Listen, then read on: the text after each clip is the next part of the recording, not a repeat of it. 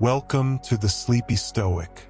Tonight, we turn our attention to one of the most transformative practices in the Stoic tradition: the view from above. This is not merely an intellectual exercise or a philosophical curiosity. It is a practical technique, a daily discipline that the ancient Stoics returned to again and again when the pressures of life threatened to overwhelm them. Marcus Aurelius, Emperor of Rome, practiced this elevation of perspective regularly. In his private writings, he would zoom out from his immediate circumstances, viewing first his city, then his empire, then the entire known world, and finally the cosmos itself. This was not escapism. It was a recalibration of vision, a return to accurate seeing. We live in a time of relentless immediacy. Our concerns press upon us with extraordinary intensity. The traffic that made us late, the comment that stung, the bill that arrived, the message left unanswered. These concerns are real, and the Stoics do not dismiss them. But they also recognize something crucial. We have a choice about the scale at which we perceive them. We can stand with our nose pressed against the canvas, seeing only the individual brushstrokes of anxiety and frustration. Or we can step back and back again until we see the whole painting, and then the gallery, and then the city containing the gallery, and then the world turning beneath the stars. This practice of elevated perspective is not about making our problems disappear. It is about seeing them accurately in their proper proportion. When Marcus Aurelius reminded himself to view things from above, he was still emperor. He still had wars to manage, betrayals to endure, and plagues to confront. The problems did not vanish, but his relationship to them changed. He could act from wisdom rather than panic, from principle rather than reactivity. Tonight, we will explore this practice deeply and practically. We will learn not just why the Stoics valued the view from above, but how they practiced it when they applied it and what it actually feels like to shift perspective in this way. This is not theory alone. By the end of our time together, you will have a tangible technique, a tool you can use tomorrow when your own small concerns threaten to eclipse the sky. The beauty of this practice is that it works at multiple scales. You can zoom out just a little, viewing your current frustration from the perspective of your whole week. Or you can zoom out dramatically, viewing your entire life from the perspective of the cosmos. Both movements have their place. Both offer liberation. The Stoics were remarkably flexible in their application of this technique, and we will be as well. We begin with the foundation, understanding what the view from above actually is, what it is not, and why it matters. The ancient Stoics called this practice various things. Sometimes it was simply seeing things from above or from a height. Other times it was framed as contemplating the whole. Seneca spoke of the mind rising above its circumstances. Epictetus talked about the difference between our judgments and the raw facts beneath them. Marcus Aurelius described looking down on the earth as if from the moon, seeing the tiny affairs of human beings in their cosmic context. But regardless of the specific language, the core insight remains the same. Our ordinary perspective is constricted. We see through a narrow aperture, magnifying what is near and minimizing or ignoring what is far. This is natural. Our attention evolved to focus on immediate threats and opportunities. But what served our ancestors on the savannah does not always serve us in the complexity of modern life. We need the ability to deliberately shift our view, to choose the scale at which we perceive our circumstances. This is not a denial of reality. It is a fuller grasp of it. When you are lost in anxiety about a social misstep, you are seeing only one dimension of a multidimensional situation. The view from above adds the dimension of time. This moment will pass, as all moments do. It adds the dimension of space. Countless other events are happening simultaneously across the world. It adds the dimension of commonality. Others have experienced this same discomfort throughout history. None of these additions are false. They are all true. The elevated perspective is more accurate than the constricted one, not less. Consider Marcus Aurelius in his imperial quarters, burdened by endless decisions. One senator demands favor. Another plots betrayal. The Germanic tribes threaten the northern frontier. Grain supplies run short. His own body aches with the illness that will eventually kill him. Any one of these concerns could consume his entire field of awareness. Together, they could easily overwhelm him into paralysis or panic. But Marcus had trained himself in a different way of seeing. He would pause and perform this exercise. First, he would acknowledge the immediate concern. Not dismiss it, not pretend it away, but simply name it. I am anxious about the senator's request. Then he would begin to zoom out. This anxiety exists in this room, at this hour, in this palace. Zoom out further. This palace sits in Rome, which spans these hills beside this river. Further still, Rome is one city among many cities scattered across the empire. And further, the empire is one arrangement of human communities on this turning earth. And beyond, the earth is one small sphere among countless spheres moving through the vastness of space. With each expansion of view, something shifted. The anxiety did not disappear, but its proportion changed. It became one small thing among infinite things. This did not make the decision unimportant. Marcus still had to respond to the senator, but it meant he could respond from clarity rather than constriction, from principle rather than pressure. The view from above gave him room to think, room to choose, room to act according to his values rather than simply reacting to his circumstances. This is the promise of the practice we are exploring tonight. It offers you the same freedom that Marcus Aurelius cultivated. The freedom to choose your scale of perception. The freedom to see accurately rather than reactively. The freedom to respond to life's challenges from a place of inner spaciousness rather than suffocating immediacy. But we must be careful here. There is a shadow side to this practice, a way it can be misused. Some people hear about the view from above and think it means detachment, disconnection, not caring.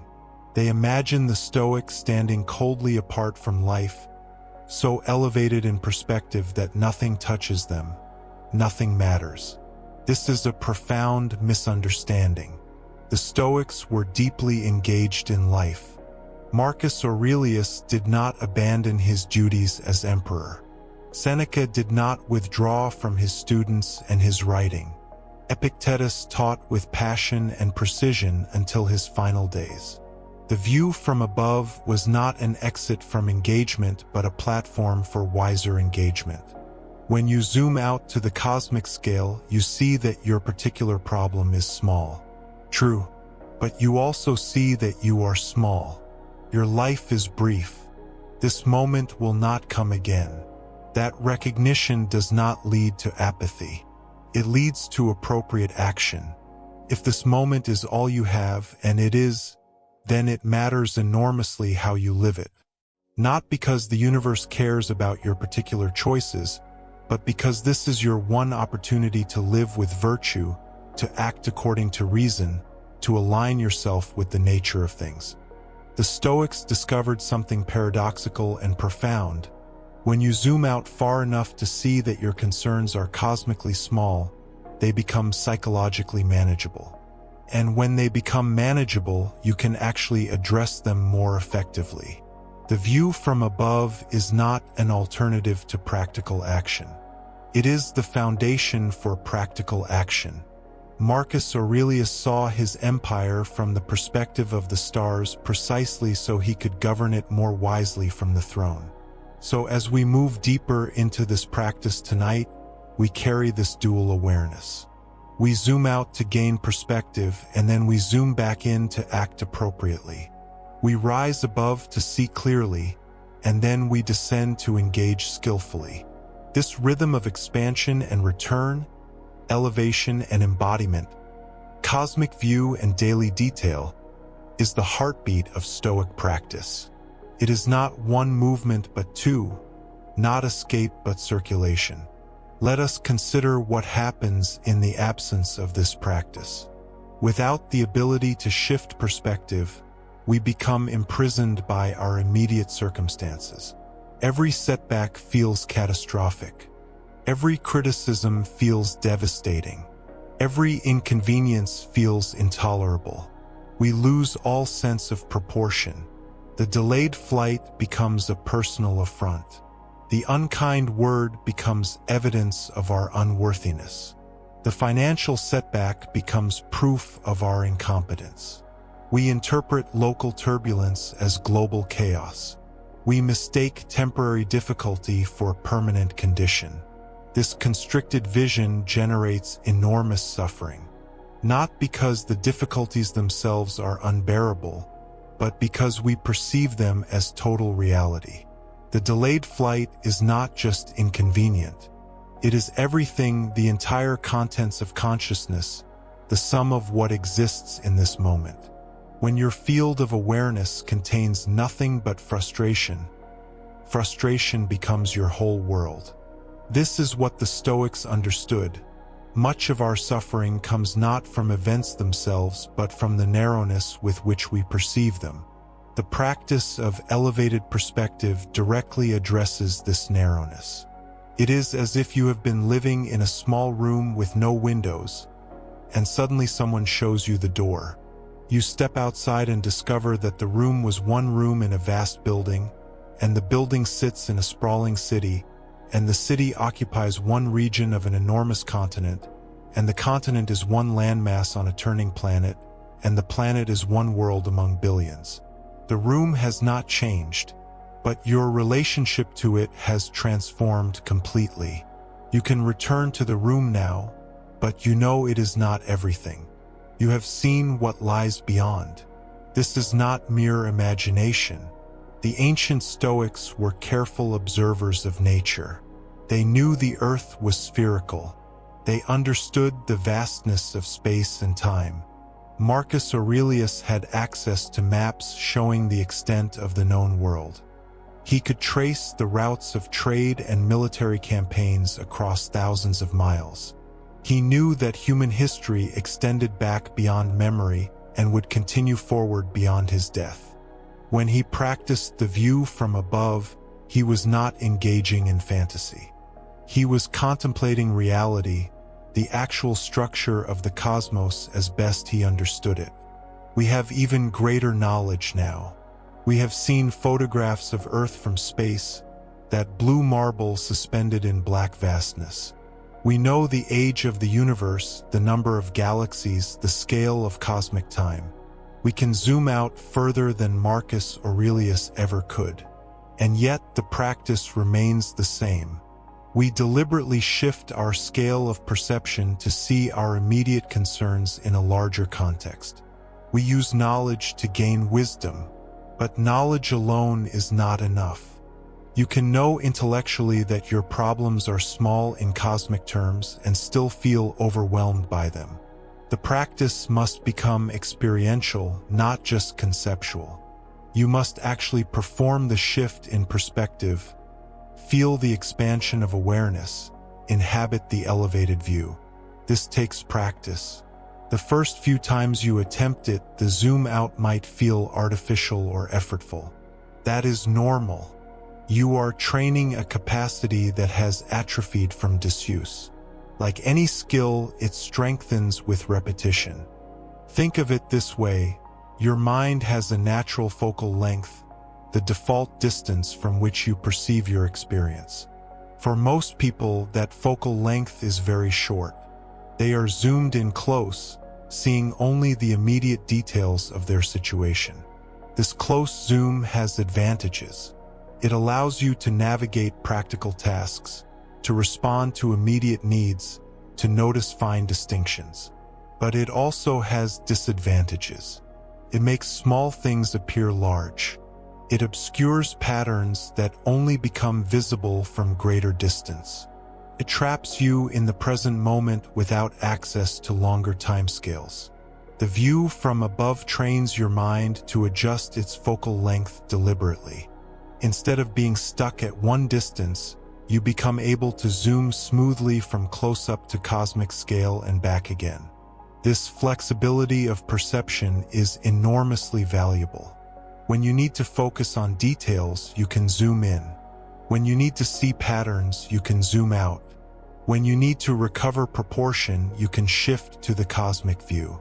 You become the master of your own perspective rather than its prisoner. Marcus Aurelius practiced this adjustment constantly. His meditations are full of these shifts in scale. In one passage, he is thinking about the specific demands of his day. In the next, he is contemplating the rotation of the heavens.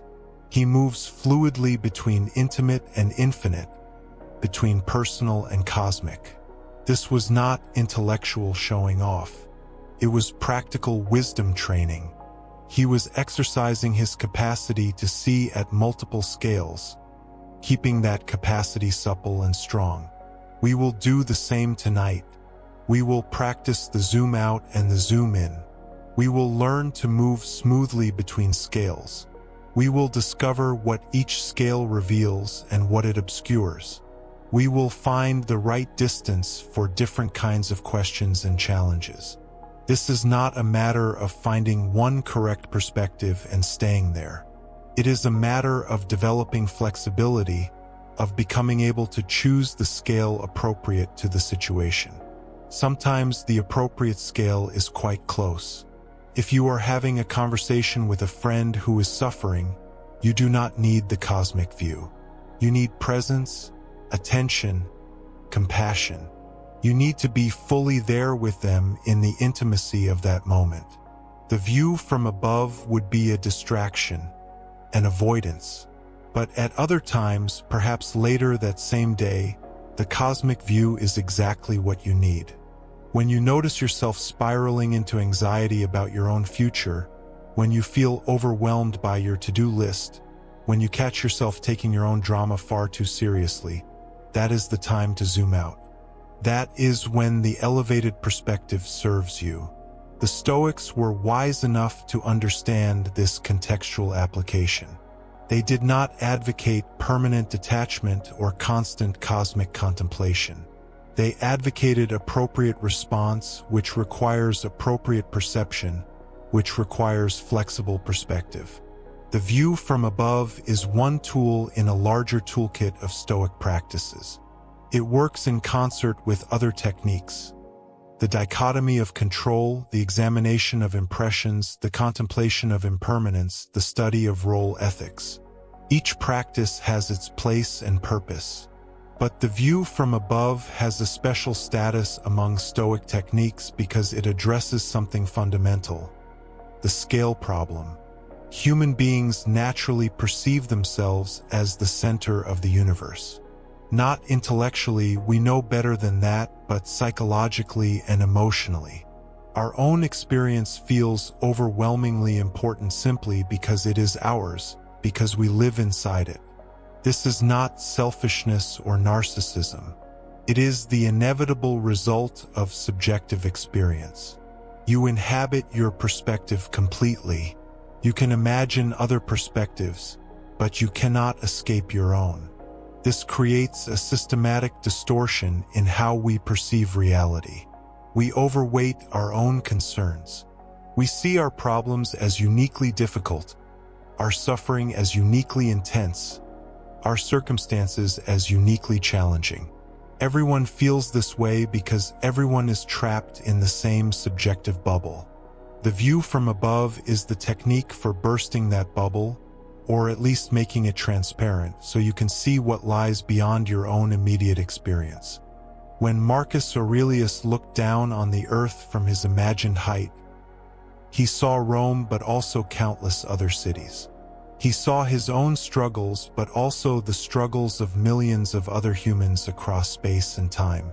He saw that his experience, while real and significant to him, was not unique or central or cosmically important. It was one instance of the universal human condition. This recognition was not depressing. It was liberating. It meant that his problems were solvable, his challenges were normal, his suffering was shared. He was not alone in some unprecedented nightmare. He was participating in the common lot of humanity. This sense of commonality is one of the gifts of elevated perspective. When you zoom out and see the whole human tapestry, you recognize your threads are the same as everyone else's. You are woven from the same material, subject to the same tensions, part of the same pattern. Your anxiety is not a personal failing. It is a human experience. Your uncertainty is not evidence of inadequacy. It is the condition of finite creatures navigating infinite complexity. Your suffering is not punishment or bad luck. It is the inevitable friction that comes from being a conscious being in an indifferent cosmos. The Stoics found great comfort in this recognition. Not the comfort of avoiding difficulty, but the comfort of contextualizing it. When Epictetus taught his students, he reminded them constantly that they were not the first to face challenges, not the first to feel afraid, not the first to suffer loss. Others had walked this path before. Others would walk it after. The path itself was not personal. It was universal. This universality did not diminish their experience. It situated it. It gave them companionship across time, the felt sense that they were part of a larger community of beings all working with the same fundamental materials of human life. Tonight, we will cultivate that same sense of companionship. As we practice the view from above, we will see not just our own small concerns but the vast landscape of human experience in which those concerns sit. We will recognize ourselves as part of the great flow of conscious life, one wave in an ocean of waves, one breath in an endless breathing. This recognition brings proportion, yes, but also connection. It is both humbling and heartening. Humbling because you are not the center. Heartening because you are not alone.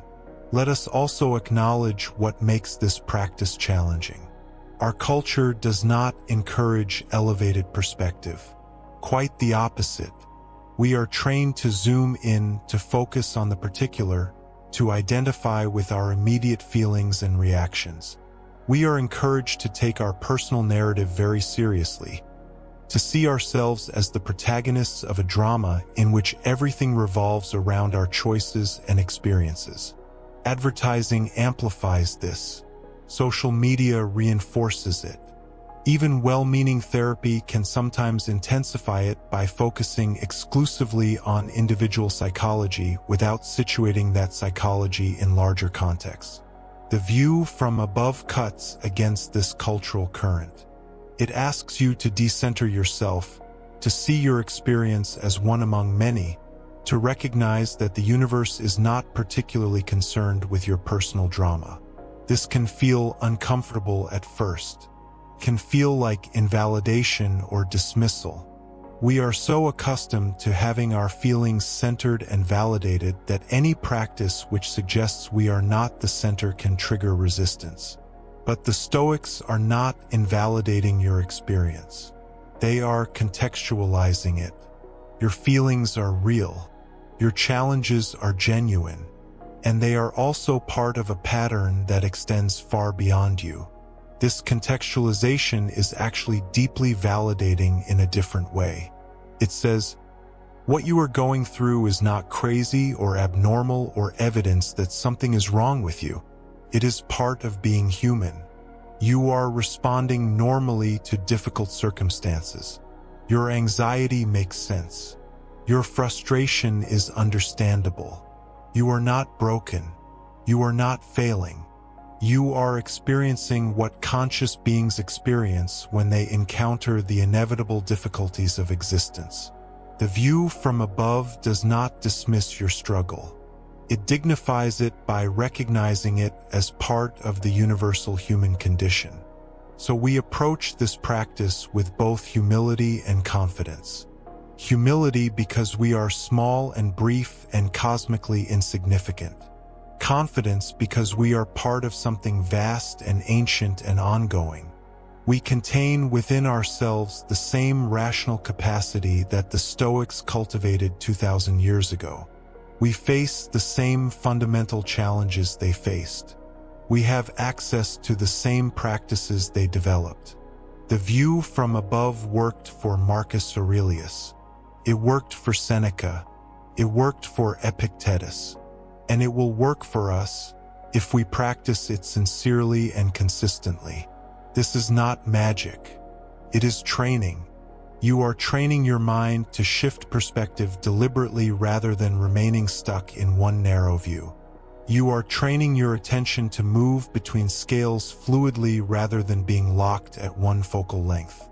You are training your emotional responses to reflect accurate perception rather than distorted magnification. This training takes time. It takes repetition. The first attempt might feel awkward or artificial. That is fine. Keep practicing. The capacity will develop. Think of learning any new skill. The first time you tried to ride a bicycle, you wobbled. The first time you tried to play an instrument, you produced uncertain sounds. The first time you tried to speak a new language, you stumbled over unfamiliar words. But with practice, the wobbling steadied, the sounds clarified, the words flowed. The same principle applies to perspective practices. The capacity to shift scale deliberately is a skill. It strengthens with use. The Stoics understood this. They did not expect instant mastery. They advocated daily practice, patient cultivation, gradual development. Marcus Aurelius did not achieve his elevated perspective in a single meditation session. He built it through years of consistent practice, returning to the exercise again and again, refining his capacity to see from different distances. He made mistakes. He forgot. He got lost in immediate concerns and had to consciously zoom back out. This is the nature of practice. It is not about perfection. It is about direction, about repeatedly returning to the technique even when you wander away from it. We will take the same approach tonight. We will not expect that after 4 hours you will have permanently transcended narrow perspective. That is not realistic. But we can expect that after 4 hours of careful exploration and practice, you will understand the technique more deeply, have felt what the zoom out and zoom in actually feel like, and have a clear method you can apply whenever you need it. You will have added a powerful tool to your philosophical toolkit. You will have strengthened a capacity that was perhaps dormant or atrophied. You will have taken real steps toward the kind of flexible perspective that served the ancient Stoics so well. As we move forward into the deeper explorations ahead, we carry this foundation with us. We know what the view from above is, a deliberate shift in the scale of perception. We know what it is not, an escape from reality or a denial of difficulties. We know why it matters, because constricted perspective generates disproportionate suffering and limits our capacity for wise response. We know how the Stoics practiced it, by regularly zooming out from immediate concerns to larger contexts all the way to the cosmic scale, and then zooming back in to act appropriately. We know that it requires practice, patience, and repetition. And we know that it is available to us right now in this moment if we choose to engage it. The ancient Stoics are our companions in this work. They walked this path before us. They tested these techniques in the crucible of real difficulty. They left us their writings, their examples, their methods. We do not follow them blindly. We test their teachings against our own experience. But we do follow them gratefully, recognizing that they discovered something true and useful about the human condition and how to navigate it skillfully. The view from above is part of their gift to us. Let us receive it with appreciation and put it to good use. We have established the foundations of the elevated perspective. We have seen how the Stoics used this practice, not as an escape from the world, but as a method for seeing the world more clearly. Now we deepen our exploration. Now we move from understanding the practice to inhabiting it, from recognizing its value to experiencing its transformative power in our daily lives. The view from above is not a single technique but a family of related practices, each adapted to different circumstances and needs. Marcus Aurelius employed variations of this perspective throughout the Meditations, adjusting the altitude of his viewpoint according to what required clarity. Sometimes he pulled back just far enough to see his immediate situation in context. Other times, he soared to cosmic heights, viewing human affairs from the perspective of eternity itself. This flexibility is essential to the practice. We are not always in need of the same degree of distance. Sometimes our concerns are genuinely small and easily released through a modest shift in perspective. We need only step back a few paces to see them properly. At other times, we are gripped by matters that seem monumentally important, situations that feel as though they will determine the entire course of our existence. These require a more dramatic elevation, a more radical shift in viewpoint. The skill lies in calibrating the perspective to the situation, in learning which altitude serves our clarity best in any given moment. This is an art that develops with practice. Initially, we may overshoot or undershoot, pulling back so far that everything seems trivial and meaningless, or not far enough to gain any real distance from our immediate concerns. With time, we develop a kind of intuitive sense for the right degree of elevation. Let us begin with the most accessible form of this practice, what we might call the neighborhood perspective. This is the gentlest shift, requiring the smallest adjustment to our usual viewpoint. Imagine yourself rising just a few hundred feet above your current location, high enough to see the building you are in, the street, the surrounding blocks. From this modest height, you can still make out individual people, cars, the details of daily life, but your own immediate situation has become one element in a larger scene. This perspective is particularly useful when we are caught in interpersonal difficulties, small frustrations, or minor setbacks. The argument that feels so significant, the slight that stings, the inconvenience that irritates. From just this small distance, these events begin to find their proper proportion. We see ourselves as one person among many, our moment as one moment in a continuous stream of human activity. Marcus Aurelius often employed this perspective when dealing with difficult individuals at court. He would imagine himself observing the interaction from above, seeing not just the offensive behavior directed at him but the entire context. The other person's fears, their own struggles, the pressures they faced, the patterns of behavior that had shaped them. From this slightly elevated view, personal offense transformed into philosophical observation.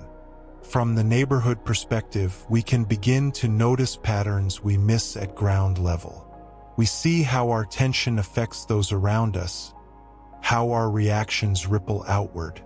We observe the ebb and flow of human traffic, the rhythms of daily life, the way problems that seem unique to us are actually variations on themes repeated throughout the scene below. This is not yet the cosmic perspective, but it is a crucial first step, a training ground for larger shifts in viewpoint. The practice requires only a moment. In the midst of a difficult conversation, We pause internally and imagine rising above the scene. We picture ourselves and the other person as figures in a larger landscape. The words being exchanged continue, but we are simultaneously witnessing them from above, seeing the interaction as a small event in a vast field of human activity. This double awareness, being in the moment while also observing it from slight distance, creates a space for wisdom to emerge. As we become comfortable with the neighborhood perspective, we can practice larger elevations. The city perspective takes us higher still, perhaps a few thousand feet, to where individual people are no longer visible but the patterns of human organization become clear. From this height, we see the grid of streets, the clusters of buildings, the arteries of traffic flowing through the urban landscape. This is the perspective from which we begin to see our lives as part of larger systems and structures. Our workplace is one building among thousands. Our home is one dwelling in a vast collection of dwellings. Our daily commute is one thread in a complex weave of movement and migration. The concerns that dominate our attention at ground level, our status, our struggles, our small triumphs, are revealed as elements in patterns much larger than ourselves. Seneca frequently employed this perspective in his letters to Lucilius. He would invite his friend to consider his troubles from the viewpoint of someone observing the entire city of Rome. From such a height, the political machinations that so disturbed Lucilius appeared as small disturbances in a much larger flow. The insults he suffered, the setbacks he endured, the honors he pursued, all took on different meaning when viewed as tiny elements in the vast tapestry of urban life. From the city perspective, we begin to appreciate the impermanence of our current circumstances. We see how the city itself changes over time, how neighborhoods rise and fall, how what seemed permanent is actually in constant flux. The building where we experience triumph or tragedy is one structure in a landscape of structures, most of which will be replaced or repurposed over decades and centuries. This perspective is particularly valuable when we are caught in career concerns, social anxieties, or status-related distress. The promotion we desperately want, the recognition we crave, the social position we fear losing, from the city perspective, these appear as small shifts in a vast field of human striving. We are not diminishing their reality or denying that they matter to us, but we are seeing them in proper proportion to the larger patterns of human life. The practice of the city perspective can extend beyond literal cities to any complex social system we inhabit. We can rise above our workplace, seeing it as one organization among countless organizations, each filled with people pursuing their own concerns, facing their own challenges. We can elevate above our social circles, seeing them as one network among vast networks of human relationship. We can lift above our political moment, seeing it as one configuration in an endless sequence of political arrangements. What happens in us when we practice this perspective? We notice a loosening of the grip that circumstances have on our minds. The thing we were obsessing about is still present, still relevant, but it no longer fills our entire field of vision. It becomes possible to acknowledge our concerns while also recognizing their relative scale. This is not detachment in the sense of not caring, but rather appropriate attachment, caring in proportion to the actual significance of what concerns us. Epictetus taught his students that most of our suffering comes not from events themselves but from our judgments about events. The city perspective helps us see how our judgments are often scaled incorrectly. We treat small setbacks as catastrophes, temporary situations as permanent conditions, local disturbances as universal crises. From elevation, the scaling becomes more accurate. We still respond to difficulties, but our response is proportionate to their actual scale. This is not a practice of constant withdrawal or perpetual observation from distance. Rather, it is a skill we develop and deploy when we notice ourselves losing perspective, when our concerns begin to fill our entire consciousness, when we sense that our emotional response is out of proportion to the situation at hand. In those moments, we rise to the city perspective, adjust our view, and then return to ground level with renewed clarity about what actually matters. Beyond the city perspective lies the regional view, and beyond that, the continental perspective. These are the altitudes from which individual human concerns become nearly invisible, where what we see instead are the great patterns of geography, climate, and human civilization in aggregate. From this height, we observe mountain ranges and river systems, coastlines and plains, the sprawling networks of human settlements stretching across vast territories. Marcus Aurelius was particularly drawn to this level of elevation. In the Meditations, he often invites himself to consider the whole of the Roman Empire from above, all its provinces and peoples, all its bustling activity and endless concerns. From such a height, even matters of state, matters that consumed his daily attention as emperor, appeared as small ripples on the surface of something vast and ancient. What does this perspective offer us? It reveals the deeper continuities beneath surface changes. Individual human lives appear and disappear, but the patterns of human life continue. Cities rise and fall, but human beings continue to gather, build, struggle, and create.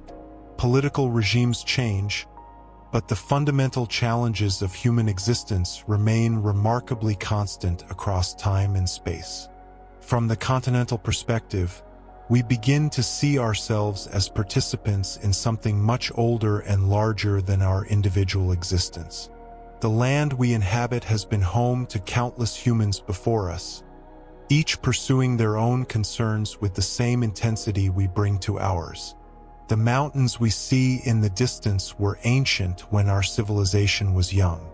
The rivers have been flowing their courses since before human memory began. This perspective is especially valuable when we are caught in what feels like unprecedented crisis, when our moment seems uniquely terrible or our problems seem uniquely insoluble. From continental altitude, we see that every age has felt itself to be in crisis. Every generation has faced what seemed like insurmountable challenges. We see the resilience of human life, the way communities rebuild after disasters, the manner in which people find ways forward even through the most difficult circumstances. Seneca counseled that we should regularly contemplate the vast stretches of geography and the long spans of time to put our troubles in perspective. He noted that most of what we worry about is confined to a tiny patch of earth and a brief moment in history. Our reputation, about which we might be intensely concerned, extends only as far as our name is known, perhaps a few hundred miles, perhaps less.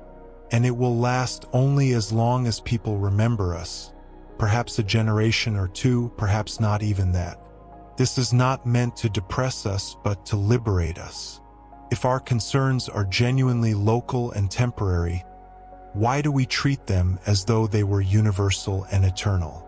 Why do we sacrifice our peace of mind to anxieties that have no real scale beyond our immediate circumstances? The continental perspective helps us recognize how much mental suffering we create by miscalibrating the importance of our concerns.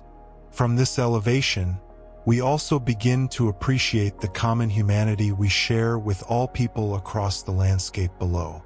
The person in a distant city, living a completely different life, nonetheless faces the same fundamental challenges we face. How to live well, how to treat others, how to face difficulty with courage, how to find meaning in a brief existence. The surface differences that seem so significant at ground level, differences of culture, language, custom, belief, are revealed as variations on shared human themes. This recognition can soften the hardness we sometimes feel toward those we consider different from ourselves.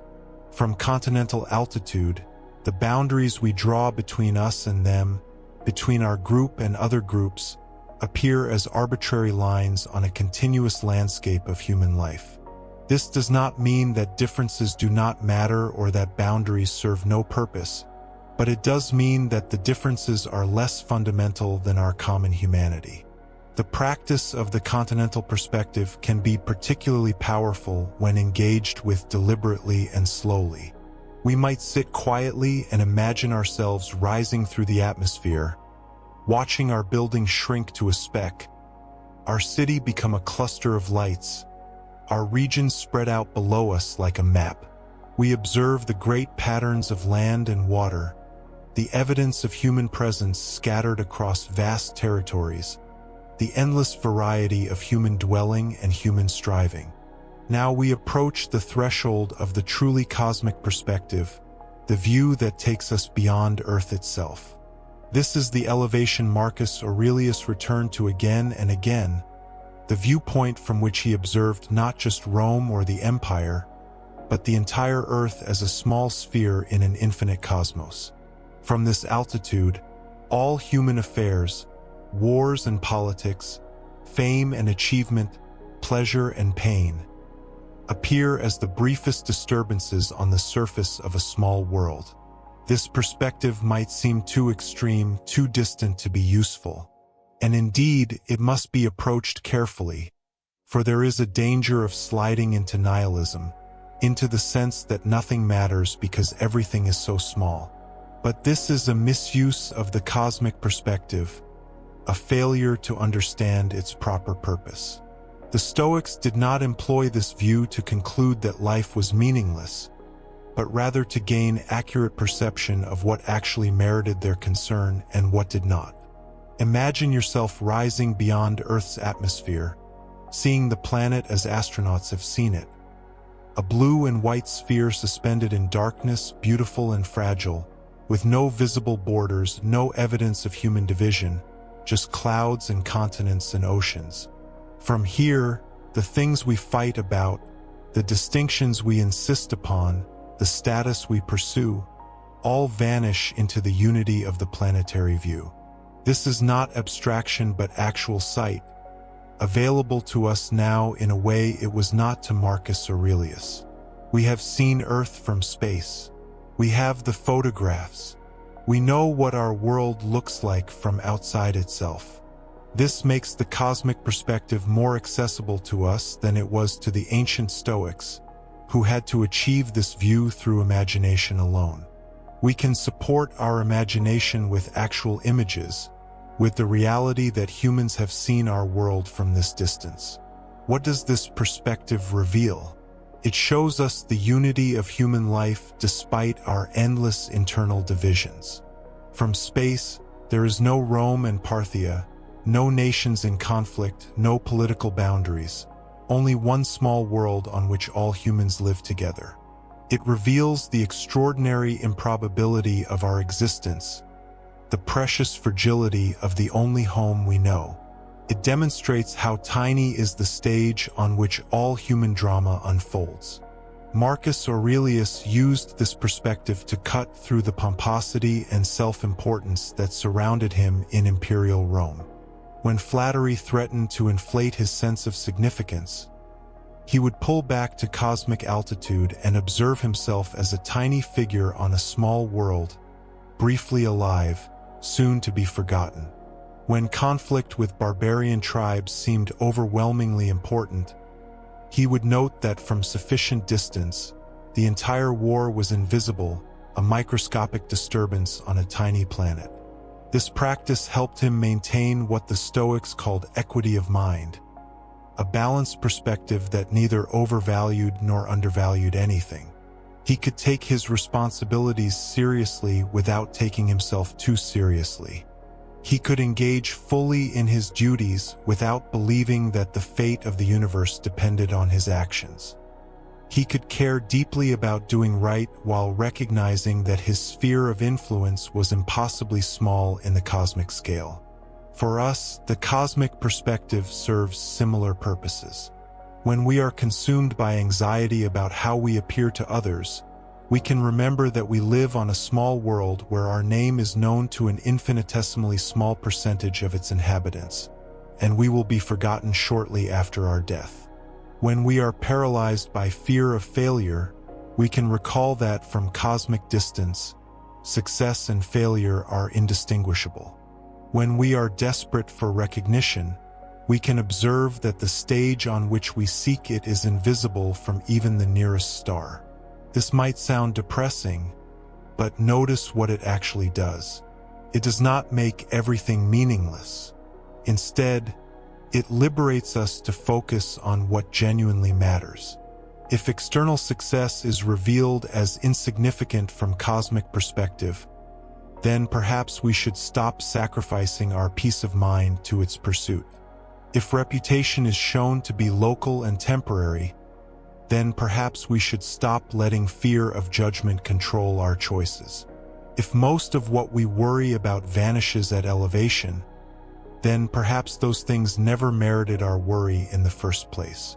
The cosmic perspective does something else, something equally important. It reveals what does not vanish at elevation. When we rise to cosmic height, most of our concerns drop away, but not all. Some things remain significant even when viewed from the vastest possible distance. These are the things that merit our genuine attention, our real concern, our devoted effort. What remains significant at cosmic scale? The Stoics were clear about this. What remains is the quality of our character, the choices we make about how to treat others, the integrity with which we live according to our principles. These do not become trivial at elevation because they are not measured by external scale. A kind act is not less kind because it occurs on a small planet. A courageous choice is not less courageous because it will be forgotten. Living according to reason and virtue does not become meaningless when viewed from cosmic distance. In fact, the cosmic perspective reveals that these internal qualities are the only things that genuinely belong to us. Everything external, our possessions, our reputation, our achievements, our relationships, all exist at mercy of circumstance. They can be taken from us at any moment. But our character, our intentions, our choices about what kind of person to be, these remain within our power regardless of external circumstances. And their value does not depend on scale, recognition, or permanence. This is why Marcus Aurelius would move fluidly between cosmic perspective and intimate personal examination. He would pull back to observe Earth from infinite distance, then zoom back in to examine his own thoughts and motives with microscopic attention. The cosmic view showed him what was truly insignificant, freeing him to focus on what was genuinely important. Then the intimate view allowed him to work on that important interior dimension with full attention. We can learn to move between these perspectives with similar fluidity. When we are anxious about external outcomes, whether we will get the promotion, whether others will approve of us, whether our plans will succeed, we can rise to cosmic perspective and observe how little these outcomes matter in any ultimate sense. Then we can return to ground level and ask what does matter. Whether we handle the situation with integrity, whether we treat others with kindness, whether we remain true to our principles regardless of outcome. This movement between perspectives is not escape but clarification. We are not using the cosmic view to avoid dealing with our lives. Rather, we are using it to see our lives more accurately, to understand what actually merits our concern and what does not. Then we return to our lives better equipped to engage with them wisely. Consider a common scenario. You are facing criticism at work, and you feel deeply anxious about how this might affect your reputation and career. The anxiety grows until it begins to disrupt your sleep, dominate your thoughts, color every interaction. This is the moment to practice elevation.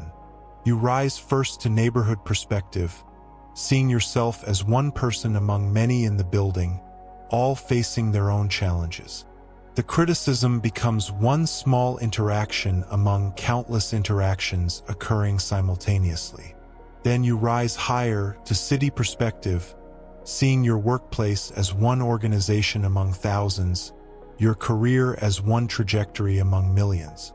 You notice how the thing that feels monumentally important to you is actually quite localized, affecting a small circle of people for a brief time.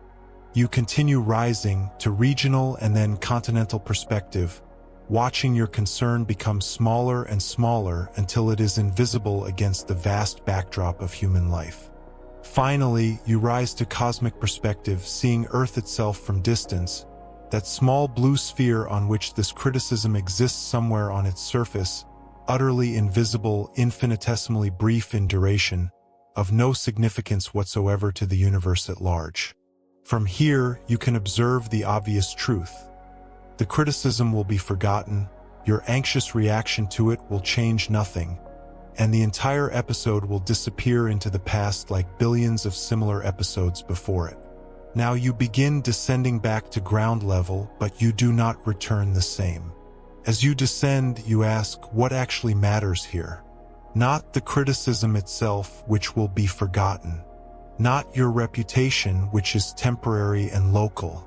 What matters is how you respond. Do you respond with defensive anger or with thoughtful consideration? Do you let the criticism destroy your peace of mind, or do you examine it rationally, accept what is valuable in it, and dismiss what is not? This movement between cosmic and intimate perspectives is perhaps the most valuable skill we can develop. It prevents us from becoming lost in either extreme. Without the cosmic perspective, we risk being overwhelmed by every difficulty, treating minor setbacks as catastrophes, losing ourselves in concerns that have no real scale. But without returning to intimate engagement, we risk disconnection, the feeling that nothing matters, the paralysis that comes from seeing everything as equally insignificant. The Stoics understood that both perspectives were necessary. Seneca reminds us that we are born into cities, not into the cosmos. We live particular lives in particular places among particular people. Our philosophizing must serve our actual living, not replace it. The cosmic perspective is a tool for living better, not an escape from living itself. Epictetus taught his students to distinguish between what is in their power and what is not. Most of what we worry about falls into the latter category: other people's opinions, external outcomes, circumstances beyond our control. The cosmic perspective helps us release these concerns by showing us their true scale. But then we must return to what is in our power: our own thoughts, judgments, intentions, and responses. These require our close attention, our intimate engagement. Think of the cosmic perspective as a cleanser for the mind. We rise to cosmic height to wash away false concerns, distorted priorities, inflated anxieties. We see clearly what has real scale and what does not. Then we descend back to our lives, refreshed and clarified, better able to focus on what actually matters. We do not remain at cosmic elevation any more than we would remain permanently in a shower. We use the perspective for its cleansing effect, then return to living. This rhythm of elevation and return can become a regular practice, as natural as any other form of mental hygiene. When you notice yourself becoming anxious, you can pause and ask, what altitude would help me see this more clearly? Sometimes the neighborhood perspective is sufficient. Other times you need to rise to city or continental height. And occasionally, when concerns have truly spiraled out of proportion, you need the full cosmic view. Over time, you will develop a sense for which altitude serves each situation.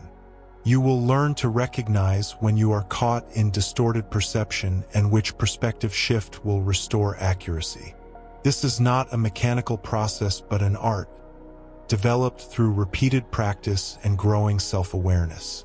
The practice becomes more powerful when we understand that we are not merely imagining these perspectives but accessing real points of view. The neighborhood view is how your situation actually looks from a few hundred feet up. The city view is how it actually appears from a few thousand feet.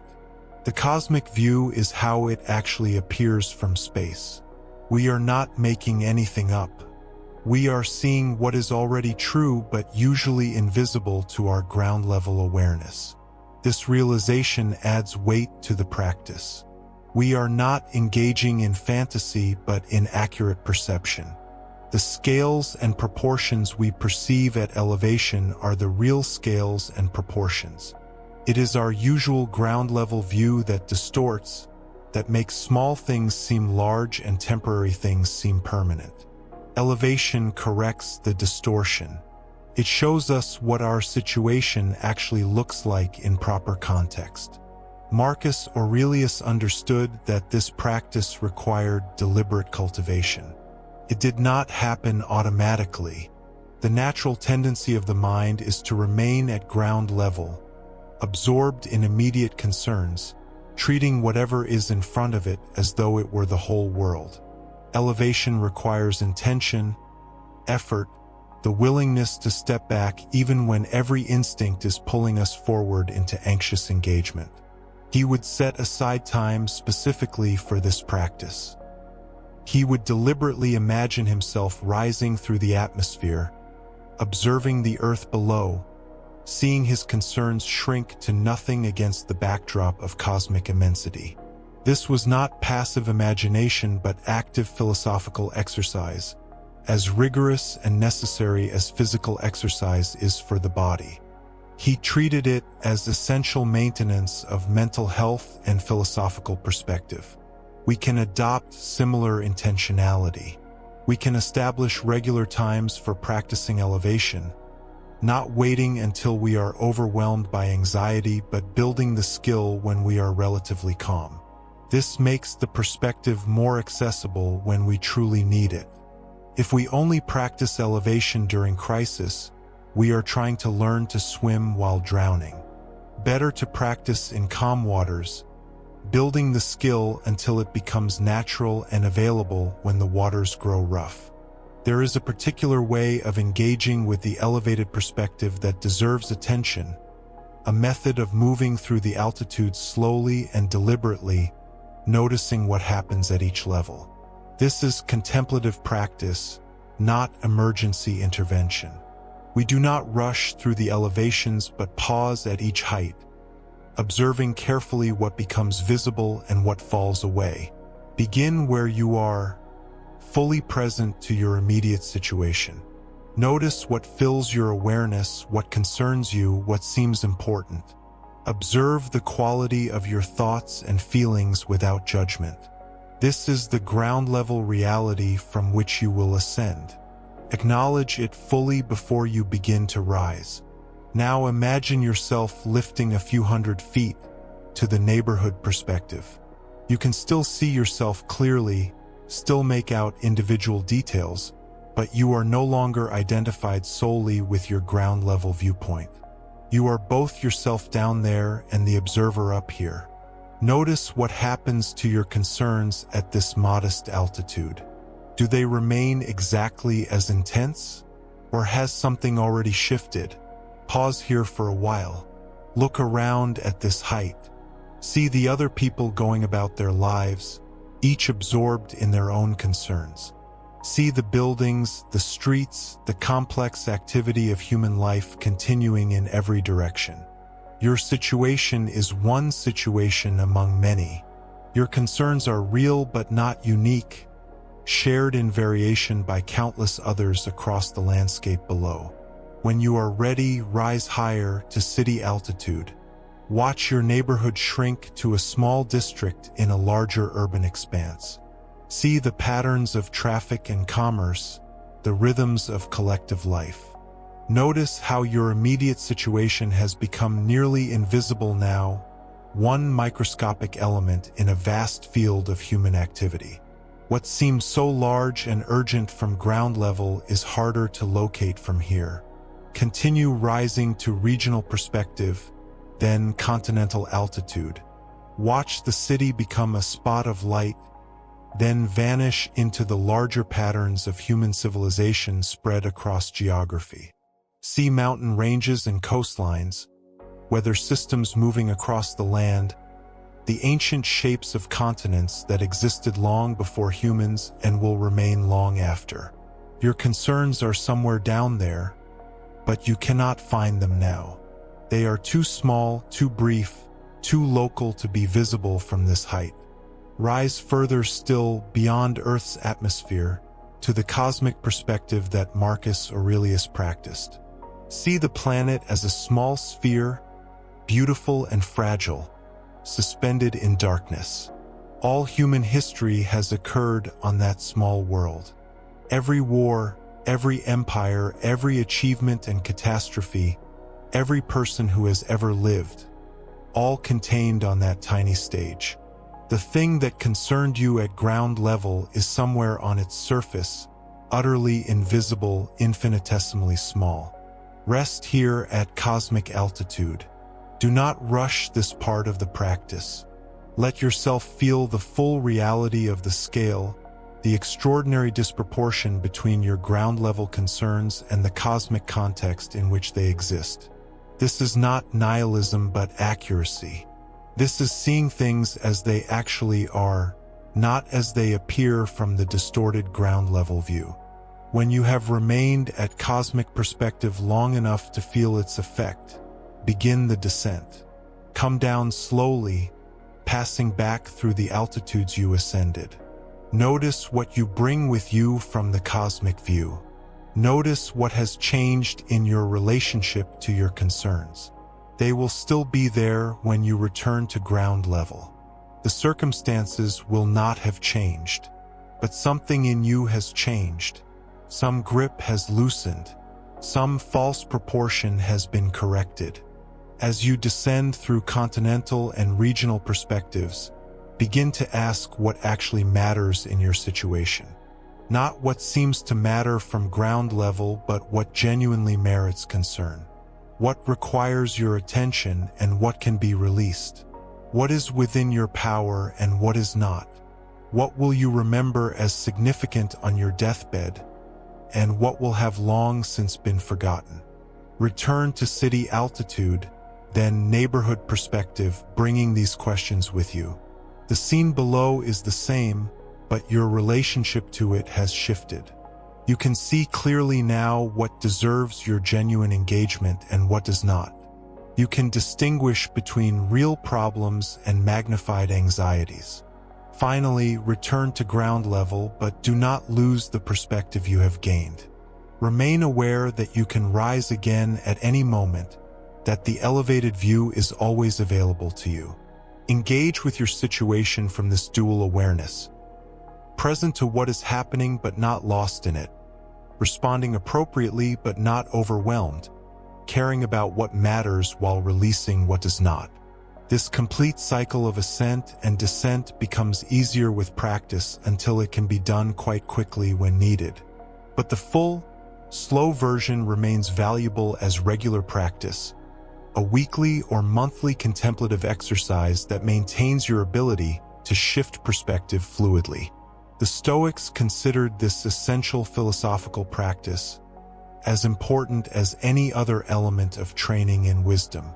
The Stoic practice of elevated perspective becomes most transformative not in moments of ease, but precisely when we find ourselves most contracted, most trapped in the narrowness of immediate concern. This is the test of any philosophical practice. Does it serve us when difficulty presses close? The view from above, properly understood, reveals its full utility in moments when our natural vision collapses inward. Consider the experience of being caught in worry. The mind circles its concern endlessly, like a bird trapped in a room, beating against the same walls repeatedly. The worry occupies the entire field of consciousness. There is nothing else, nothing beyond this pressing concern. Time itself seems to compress. The future looms only as far as this problem extends, and that single imagined future feels absolutely certain, absolutely real. Now imagine, in this contracted state, that you remember to practice the view from above. Not as escape, not as denial, but as accurate perception. You begin where you are, here in this room with this worry. Then you expand outward. This room exists in a building, this building on a street, this street in a city. Already, without leaving the concern entirely, you have begun to establish context. The city sprawls in all directions. Thousands upon thousands of rooms contain people, each wrapped in their own immediate concerns. Some worry about matters similar to yours. Others face concerns you have never imagined and will never know. Each person's worry feels, to them, as absolutely consuming as yours feels to you. This is not to diminish your concern, but to establish proportion. Your worry is real, and so are theirs. Reality is large enough to contain them all. Continue upward in imagination. The region contains many cities, many millions of private concerns. The country, the continent, the hemisphere. At each level of magnification, your particular worry remains real but becomes one concern among countless others, all simultaneously occurring, all felt as urgent by those experiencing them.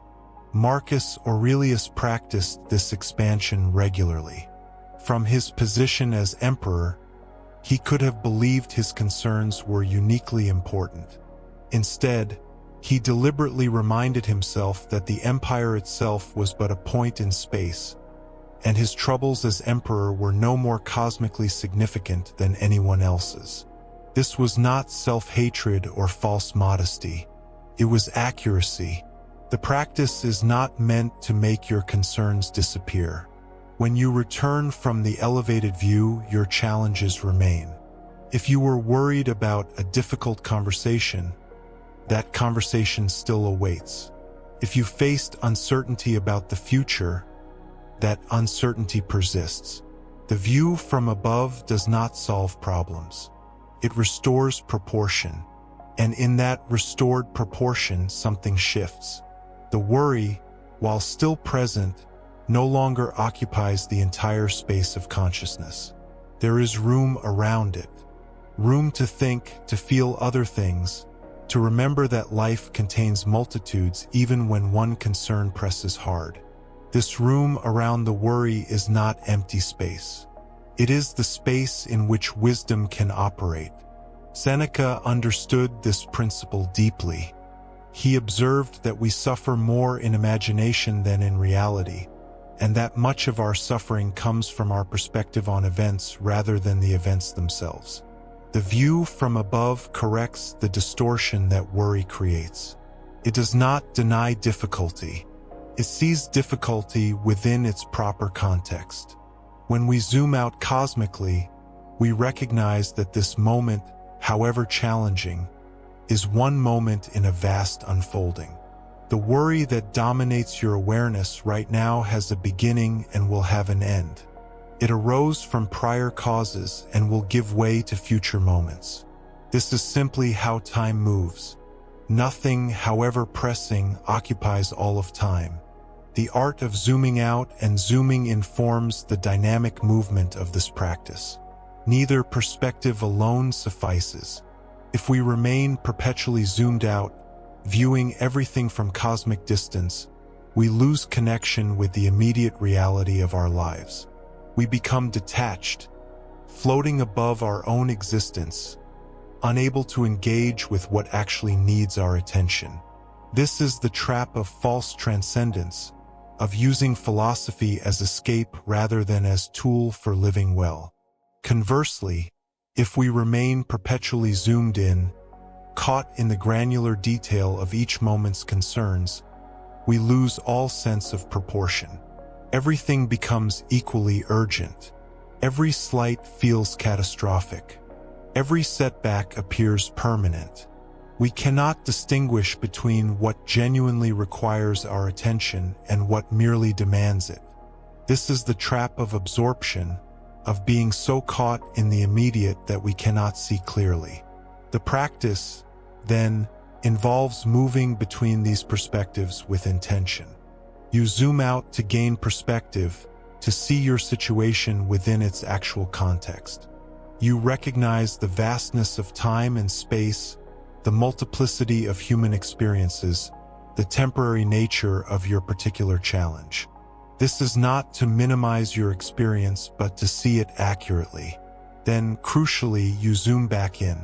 You return to your immediate situation, but you return changed. You bring the perspective with you. The concern remains, but your relationship to it has shifted. You can now act from a place of understanding rather than from panic. You can distinguish between what you control and what you do not. You can respond rather than merely react. Epictetus taught his students to maintain this dual vision constantly. He would speak of the immediate practical matter at hand, then suddenly place it within the context of human nature, the cosmos, the nature of mortality. Then he would return to the practical matter.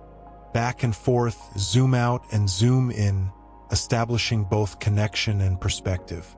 Consider a practical example. You face a professional setback.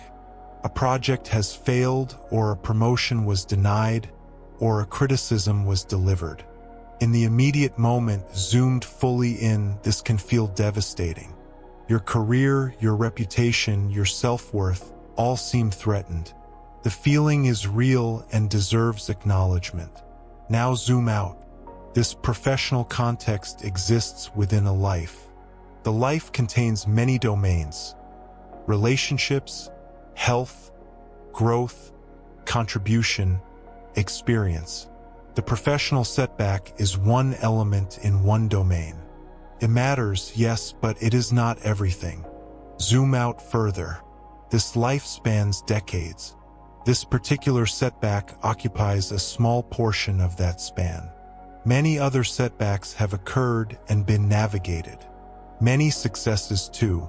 The trajectory of a life is not determined by single points, but by patterns over time. Zoom out more. You are one human among billions, each navigating their own versions of setback and success. Your ancestors faced challenges, adapted, continued. They lived in times without many of the securities you possess. They endured. You inherited their capacity for resilience. Zoom out to the cosmic scale. On this planet circling an ordinary star in an unremarkable galaxy, human concerns unfold in brief flashes. Your lifetime is a moment. This setback is a fraction of that moment. Not meaningless, but bounded. Temporary by nature. Now zoom back in step by step. Return through the scales. The cosmic perspective remains available, but you come back to your immediate situation. The setback still occurred, but you return to it with different eyes. You see more clearly what it actually is. A challenge, a disappointment, a moment requiring adaptation. Not a catastrophe, not a permanent state, not your entire identity. From this perspective, you can ask better questions. What can I learn? How can I respond constructively? What is actually within my control here? What do I need to adjust? These questions arise naturally when perspective is restored. They cannot arise when we are collapsed into the immediacy of the concern. The movement between scales becomes easier with practice, but it requires conscious cultivation. We have a natural tendency to remain stuck at whatever scale we first perceive a situation. The untrained mind grabs onto the immediate and remains there, or occasionally leaps to abstraction and stays disconnected. The trained mind learns to move fluidly, to visit different scales and bring back what each reveals. This training happens through deliberate practice in calm moments, so the skill becomes available in difficult ones. When nothing urgent presses, take a simple element of your day and practice the zooming motion. You are drinking water. Zoom out. This water came from a treatment facility which draws from a watershed, which is part of a hydrological cycle billions of years old. Your body, which needs this water, is itself mostly water, briefly organized into the pattern called you. Zoom back in. The coolness on your lips, the sensation of swallowing, the small pleasure of thirst being satisfied. Neither perspective cancels the other. Both are true simultaneously. The cosmic context is real. The immediate sensation is real. You are training your mind to hold both, to move between them, to let each inform the other. This is not merely intellectual exercise. It changes how you inhabit your experience. When you practice this movement regularly with neutral or positive experiences, the skill becomes available during challenging ones.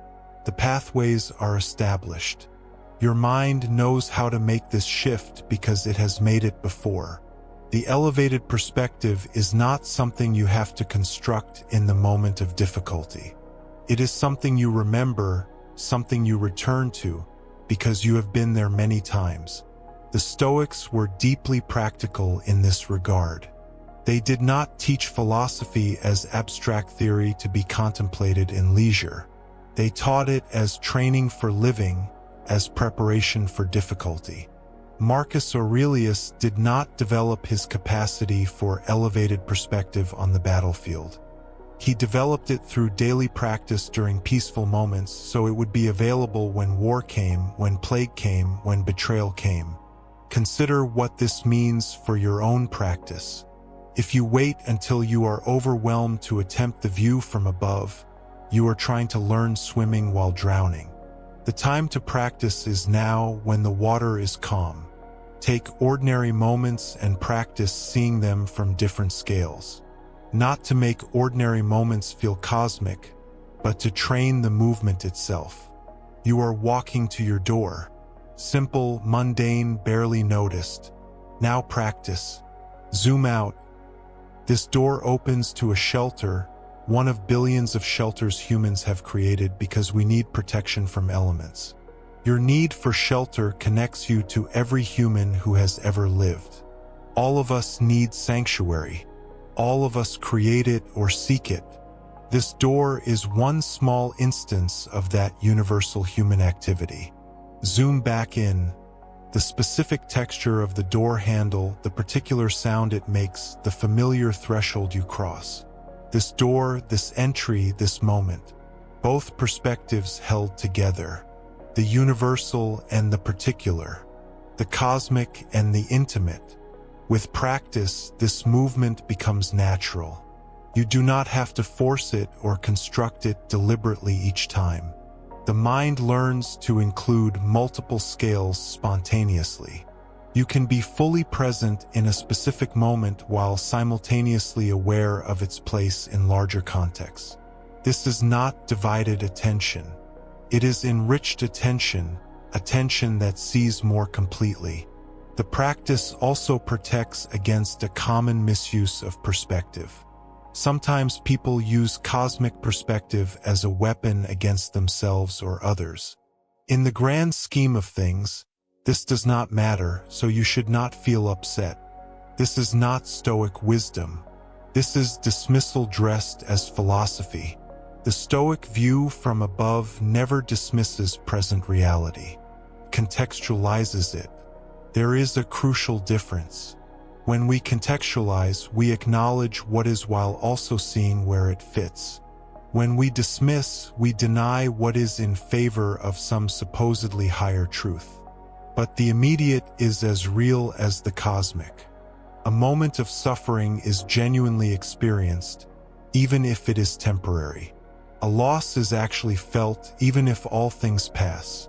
The Stoics insisted on this integration of scales because they understood that wisdom must be livable. A philosophy that makes you numb to your own experience is not wisdom. It is dissociation. Marcus Aurelius never pretended his troubles were not troubles. He acknowledged them fully. Then he placed them in context. Then he acted from that broader perspective. All three movements mattered. We can see this integration in how Stoics approached grief. When Seneca wrote to console friends who had lost loved ones, he never told them their grief was cosmically insignificant and therefore they should not feel it. Instead, he acknowledged the reality of their loss, validated their grief as natural, and then offered perspective to prevent the grief from becoming all-consuming. He helped them see their loss as one instance of a universal human experience, connected them to all who have lost and survived, reminded them that their loved one lived a complete life even if shorter than hoped for. This is the difference between healthy perspective and emotional suppression. Healthy perspective says, "This is real, this hurts, and it is one part of a larger picture." Emotional suppression says, "This should not hurt because of the larger picture." The first is wise. The second is violence against oneself. When you practice the view from above in moments of difficulty, you are not trying to make the difficulty disappear or to convince yourself you should not feel what you feel. You are trying to see the difficulty within its actual proportions so you can respond to it wisely. Emotions will arise as they arise. That is not within your control. But whether those emotions expand to occupy all of consciousness, whether they distort your perception beyond recognition, whether they drive action that makes situations worse, these elements are partially within your influence. The elevated perspective creates space around emotion without denying emotion. Imagine anger arising from perceived injustice. The anger is real, rooted in your values, connected to your sense of how things should be. Zoomed fully in, the anger fills everything. There is only the offense, the anger, the impulse to react. This is the dangerous state where we often act in ways we later regret. Now zoom out while the anger is still present. You feel angry because you value fairness, because something happened that violated your sense of justice. This value is part of who you are. The anger itself is not wrong. It is information about what matters to you. But is this the only thing happening in reality right now? No. Even as you feel angry, life continues in its vastness. Others are experiencing their own moments, completely unaware of your anger. The sun continues its fusion. Seasons progress. Time moves. The anger does not disappear with this perspective, but it no longer occupies all available space. You can feel angry and simultaneously recognize that this moment of anger is temporary, that how you respond to it will matter more than the initial feeling, that the situation that sparked it is more complex than it first appeared. This spaciousness allows wisdom to function. From this place, you might still take action. Stoicism is not passive, but the action arises from a different source. Not from the heat of contracted emotion, but from considered judgment about what is right, what is proportionate, what will genuinely address the situation. The anger informed you. The perspective allowed you to choose your response. This is what Epictetus meant when he taught that we should not be enslaved by our impressions. The first impression arises automatically. You have no control over that. Something happens, and immediately you form an impression. This is unjust, this is threatening, this is wonderful. That initial reaction is natural, built into how perception works. But between that first impression and your response, there can be a space. In that space, philosophy operates. The view from above is one tool for creating and utilizing that space. You zoom out, gain perspective, see the situation more completely, and then choose your response based on fuller understanding rather than reactive impression alone. This is not cold rationality defeating warm emotion. It is wisdom integrating emotion within a broader context. Your emotions contain valuable information about your values, your needs, your boundaries. The practice does not eliminate that information. It prevents the information from being the only thing you see. As we deepen into this practice, we begin to notice something unexpected. The view from above, which initially seems to diminish our concerns by showing how small they are, actually can make life more vivid, more precious, more worthy of full engagement. This is the paradox of elevated perspective. It shows us our smallness and simultaneously reveals our significance. When you recognize that your life is a brief moment in cosmic time, that your concerns are temporary, that your existence is infinitesimally small in the vastness of space, you might expect this to make life feel meaningless. Why should anything matter if it is also small and brief? This is the question that troubles those who first encounter cosmic perspective without philosophical grounding. But the Stoics arrived at exactly the opposite conclusion. Because your life is brief, because this moment will not come again, because your existence is unrepeatable, each moment becomes infinitely valuable.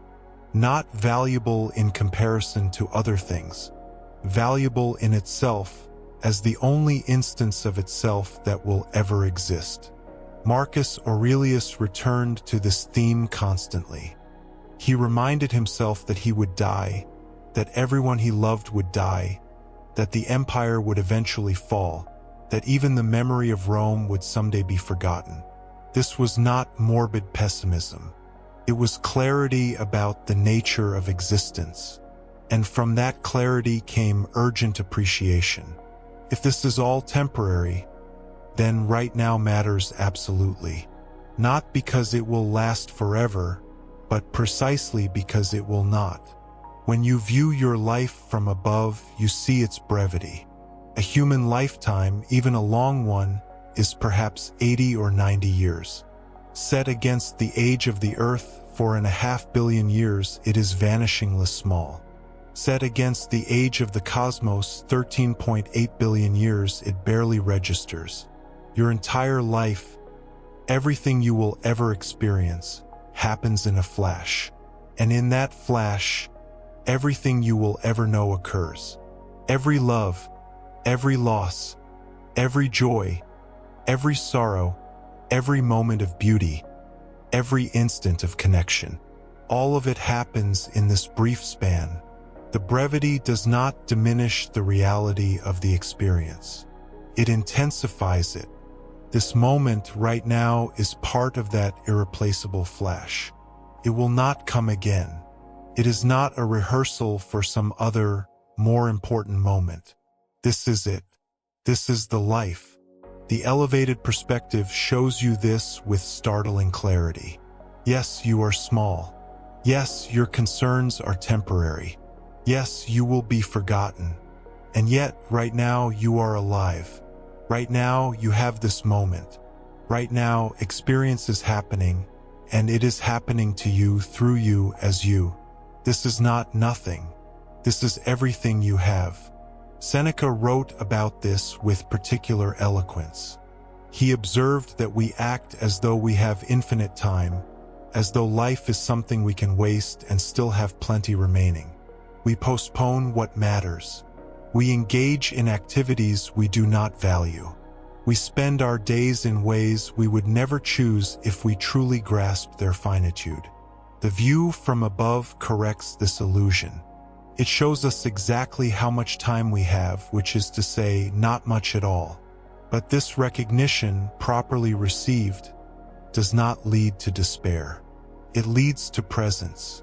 If time is precious because it is limited, then how I spend this hour matters. Not in some grand cosmic sense. It will not change the universe whether I spend this hour well or poorly, but it will change this hour. And this hour is my life actually happening right now. This is where the practice becomes most intimate and most practical. The zoom out shows you the vastness, the brevity, the context. Then you zoom back into this moment, and this moment is transformed by what you have seen. You are not less engaged because you have seen the cosmic context. You are more engaged because you recognize that this moment is your only access to existence. You are having a conversation with someone you love. Zoomed in completely, you might be distracted, thinking about other things, not fully present. Zoom out. You and this person are both brief patterns of matter and energy, temporarily conscious, able to connect with each other for an infinitesimally small window of time. Neither of you will exist in this form for long. This conversation is happening in the only moment it can happen, now. Zoom back in. The sound of their voice, the expressions on their face, the content of what they are sharing. Suddenly you are actually here, actually listening, actually present, because you understand what is actually occurring. The practice of elevated perspective, when mature, becomes not a technique you apply in specific moments but a quality of awareness you inhabit continuously. This is the goal, though it is reached gradually and remains always imperfect. We are human, and humans naturally collapse into narrow focus. But with practice, the return to elevated perspective becomes quicker, more natural, more reliable. You begin to notice the collapse itself. You are caught in some small concern, and there arises an awareness. I am doing it again. I am treating this temporary situation as though it were permanent. I am giving this controllable thing power over my peace. The recognition itself is progress. You cannot correct what you do not notice. With the recognition comes choice. You can continue in the collapsed state, or you can practice the zoom out. Sometimes you will choose to continue for a while. The narrow focus is not always wrong. Sometimes something genuinely needs your full attention in the immediate. But now you are choosing, not simply stuck. When you do choose to zoom out, the movement becomes more fluid. You do not have to construct the entire cosmic perspective step by step. You have been there enough times that you can move there directly. Like returning to a familiar place, you know the way. The perspective is available because you have made it familiar through practice. This fluidity changes your relationship to difficulty. Challenges still arise. Life remains life, with all its complexity and unpredictability. But you are no longer at the mercy of your first reaction to challenges.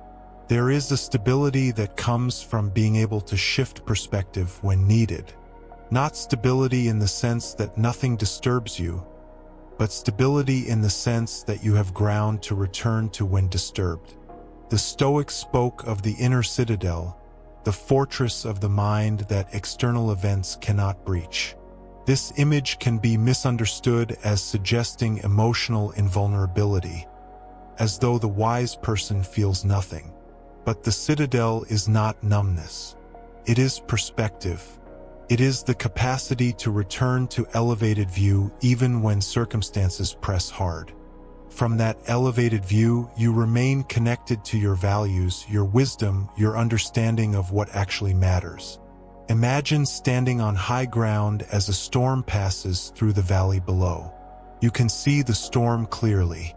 You understand its force. You are not pretending it is not happening, but your position gives you perspective on it. You can see where it came from, where it is going, that it is temporary even as it rages. You can prepare, take shelter, respond wisely. This is the citadel, not a place of hiding, but a place of clear seeing. The elevated perspective becomes your high ground. When difficulty storms through your life, as it inevitably will, you have a place to stand that offers clarity. You can acknowledge the difficulty fully while simultaneously seeing it within context.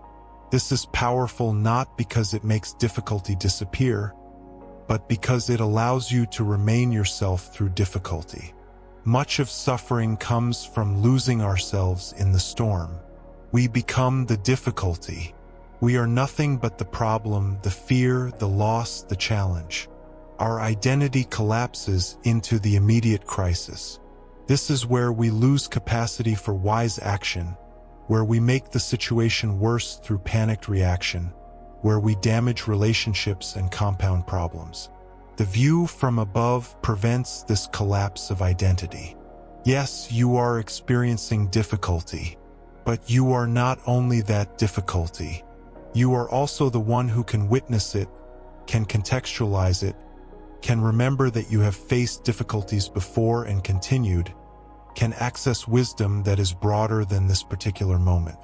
This is not splitting yourself or becoming detached.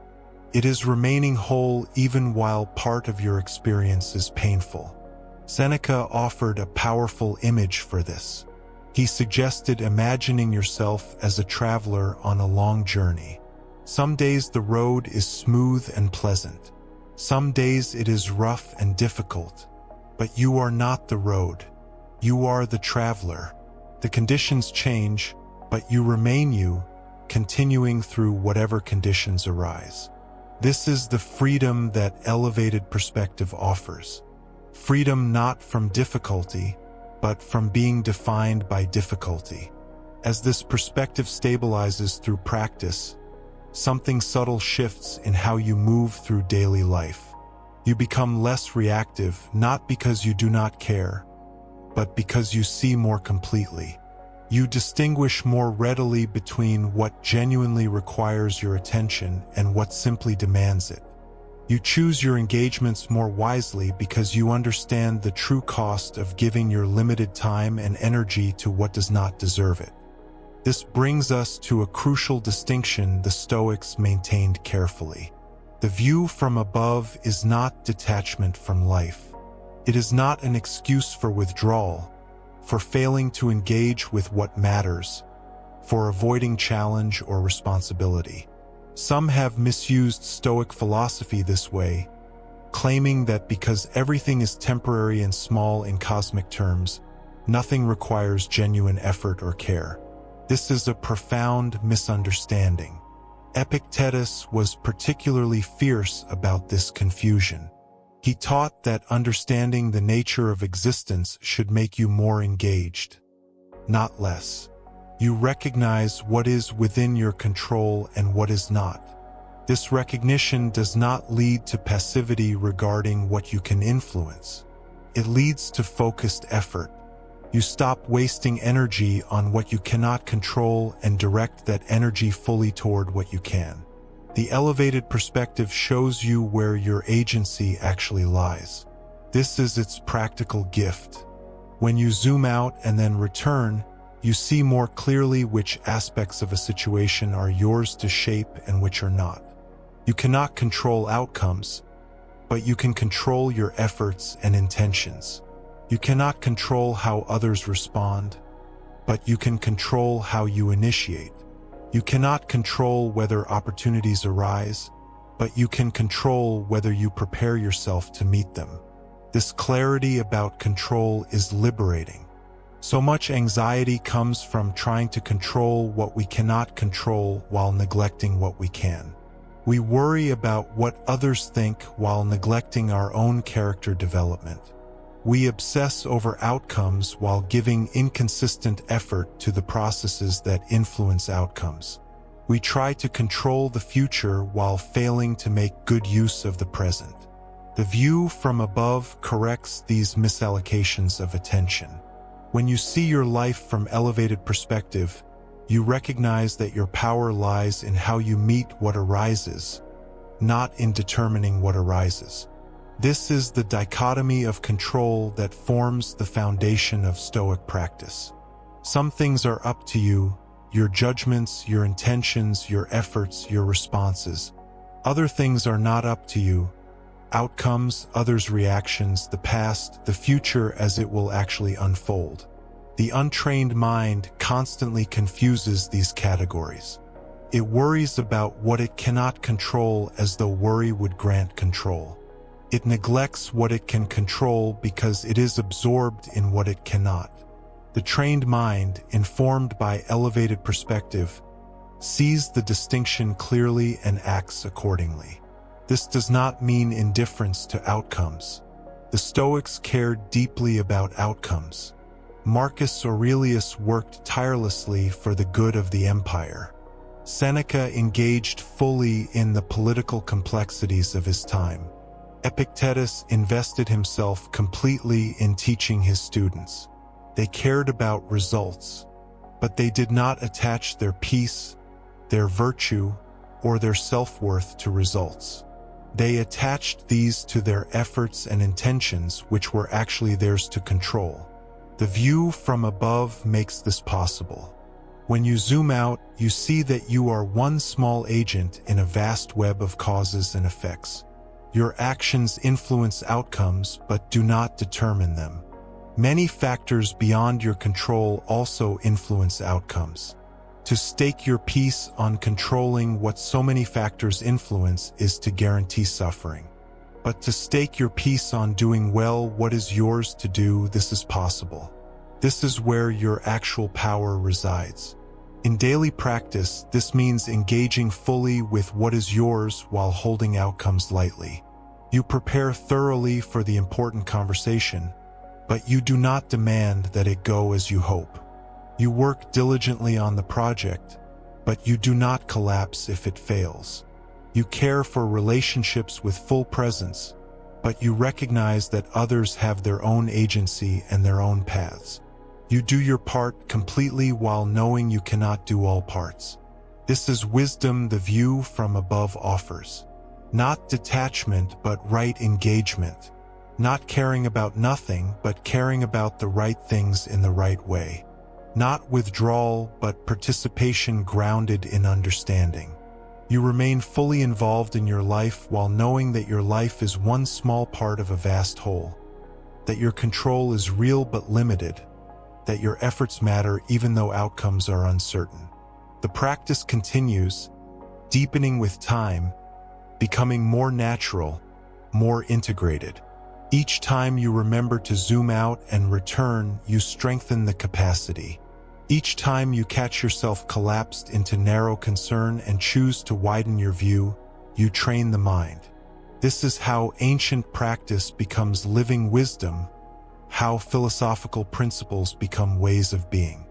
Having explored the philosophical depths of the view from above, we now turn toward the practical question that naturally arises. How do we actually use this perspective in the moments when we need it most? Theory becomes meaningful only when it touches the texture of lived experience, when it meets us in the grocery store line, in the difficult conversation, in the sleepless hour before dawn. The Stoics were nothing if not practical philosophers. Marcus Aurelius did not write his meditations as abstract speculation but as working notes, reminders to himself written in military camps and administrative offices. Epictetus taught students who would return to their daily lives, not retreat to mountaintops. The view from above, for all its cosmic grandeur, must serve us in the kitchen and the office, in traffic and in conflict. Consider first the question of when to invoke this practice.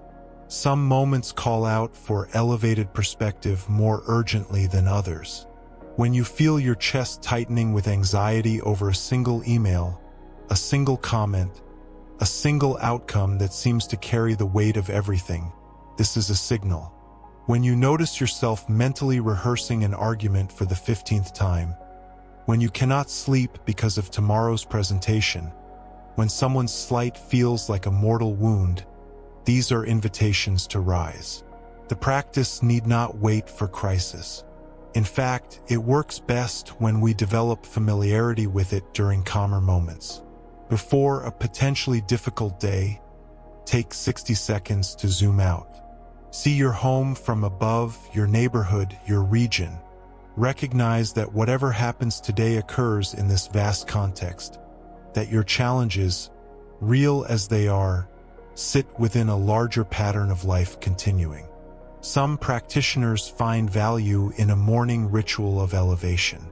Before checking messages or making plans, they take a moment to remember their place in the wider world. Not to diminish their day ahead, but to frame it accurately. They are one person among billions facing this particular Tuesday, with its particular tasks and troubles. This recognition does not burden but strangely lightens. The mechanics of the practice are simple, though simplicity should not be confused with easiness.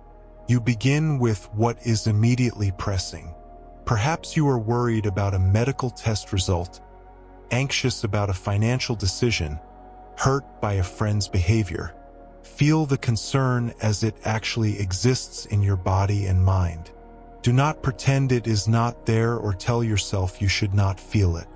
Then gently begin to zoom out. Imagine rising above yourself, seeing yourself as another person might see you, sitting or standing where you are, concerned about this particular thing. Already something shifts. You are now observing yourself having the concern rather than being completely identified with it. Continue rising. See the room you are in, the building, the street. From here, you can see dozens of other people, each carrying their own concerns. The woman next door worried about her daughter. The man down the street grieving his father. The child excited about tomorrow's field trip. Your concern is real, but it is one concern among many. Rise higher. Your neighborhood becomes visible, hundreds of homes and lives. Then your town or city, thousands of individual dramas unfolding simultaneously. Some joyful, some sorrowful, most a mixture of both. Your particular worry exists here, genuine and valid, but it is part of a vast tapestry of human experience happening right now. Further still, and your region comes into view, then your country, then your continent. Millions of people are at this moment facing their own version of this very day. Millions have faced similar concerns and will face them again. You are participating in the human condition, not suffering something unique and isolated. At the planetary level, you see the whole Earth, the thin atmosphere, the processes that have continued for billions of years. Your life and concern exist within this context, not erased by it, but contextualized. The test result matters, the decision matters, the friendship matters, but they matter as particular instances of the kinds of things that have always mattered to humans trying to live well. The crucial element, and what distinguishes this from mere dissociation or numbing, is that you then zoom back in. This is not an exercise in making your life meaningless by comparison to cosmic scales. Rather, it is about seeing your life accurately within its true context, then returning to engage with it from that adjusted perspective. As you descend back down, you bring the wider view with you. The planet still turning in its ancient patterns. The continent with its millions of simultaneous lives. Your region, your neighborhood, your room.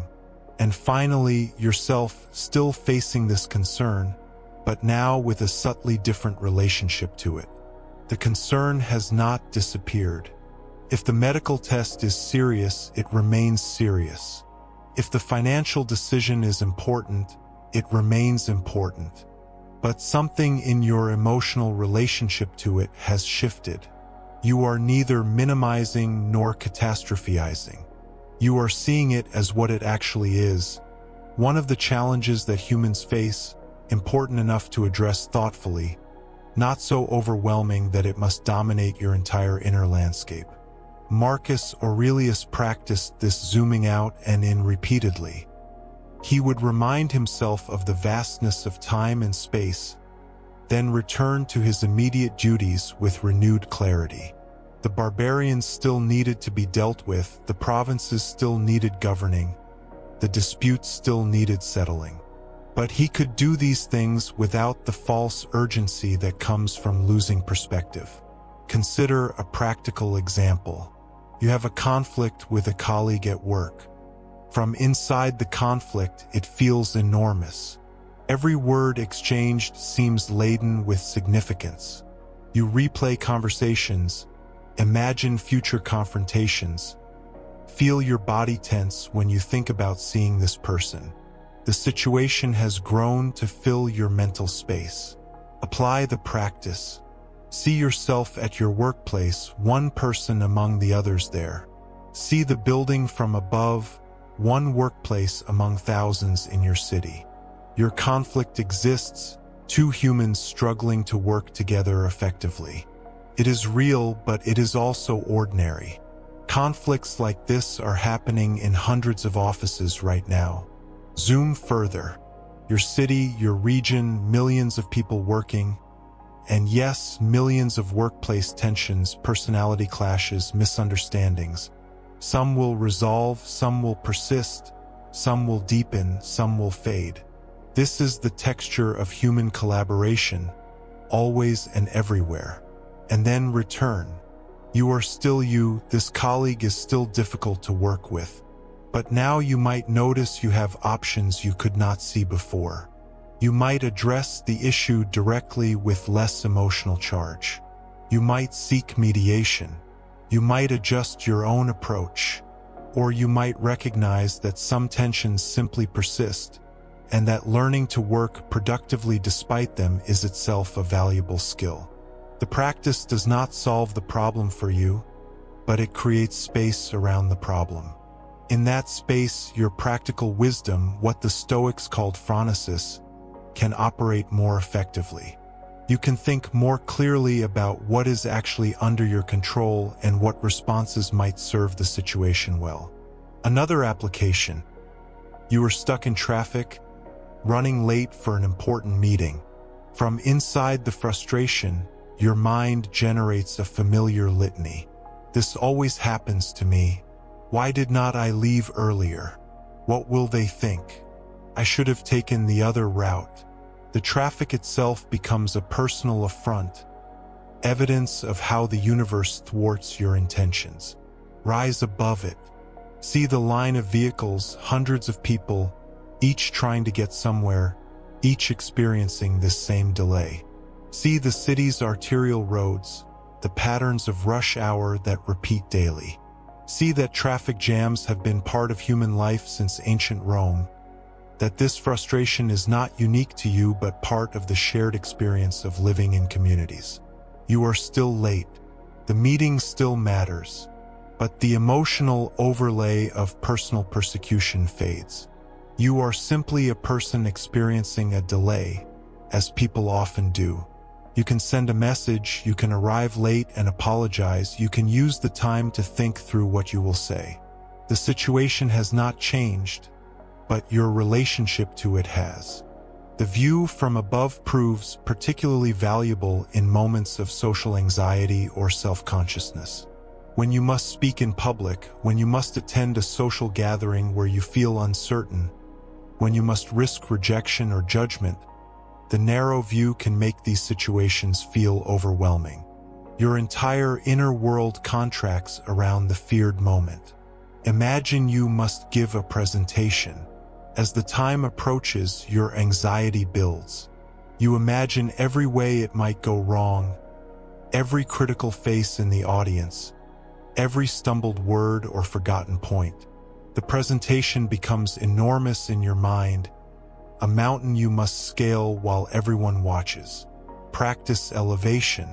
See yourself preparing, one person among millions preparing for their own challenges today.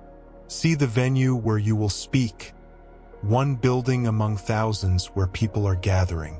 See your city, your region, the planet itself, where at this very moment countless people are speaking, teaching, presenting, some nervously, some confidently, some to indifference, some to appreciation. Your presentation happens within this context. It is one instance of humans attempting to communicate ideas, a practice as old as language. Whether it goes smoothly or roughly, it is a normal part of what humans do. The audience members, seen from above, are simply other people who will listen for a time, think their own thoughts, then return to their lives.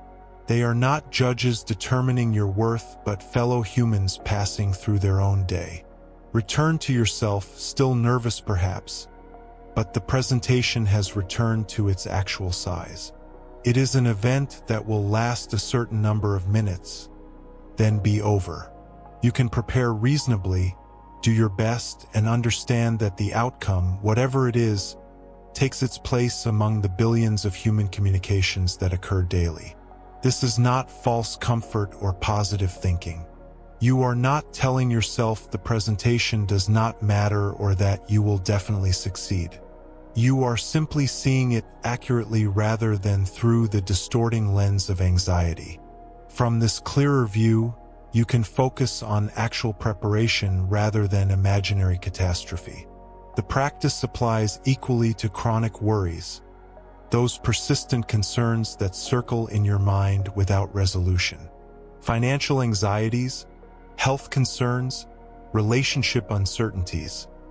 Any worry that has become a constant companion, coloring your days with tension. These worries can become so familiar that you hardly notice you are carrying them. Yet they drain your energy and narrow your perception. With chronic worry, the practice might happen daily or even several times a day. Each time you notice the worry arising, you gently invoke elevation. Not to suppress the concern or pretend it does not matter, but to see it within its fuller context. You are one person among many who face financial uncertainty. One person among many who worry about health. One person among many navigating complicated relationships. This perspective does not solve the underlying situation. If you need to address finances practically, you still need to address them. If you need to see a doctor, you still need to go. But the perspective prevents the worry from consuming more of your life than necessary. It creates space for you to take practical action when action is possible, and to rest when no action is available. Seneca wrote about how we suffer more in imagination than in reality, how we add to our troubles by dwelling on them obsessively. The view from above is one antidote to this unnecessary suffering. It does not eliminate the real challenges we face, but it eliminates the extra layer of suffering we add through catastrophic thinking and narrow perspective. Consider the application to interpersonal hurt. Someone has said something unkind, or betrayed your trust, or disappointed you significantly. The hurt is real and valid, but often we magnify it through rumination, through imagining malicious intent, through taking the action as a referendum on our worth or the relationship's entire history. From the elevated view, you see two humans in relationship, which always involves some degree of misunderstanding, disappointment, and hurt. You see your neighborhood, your city, your world, filled with relationships in various states of health and difficulty.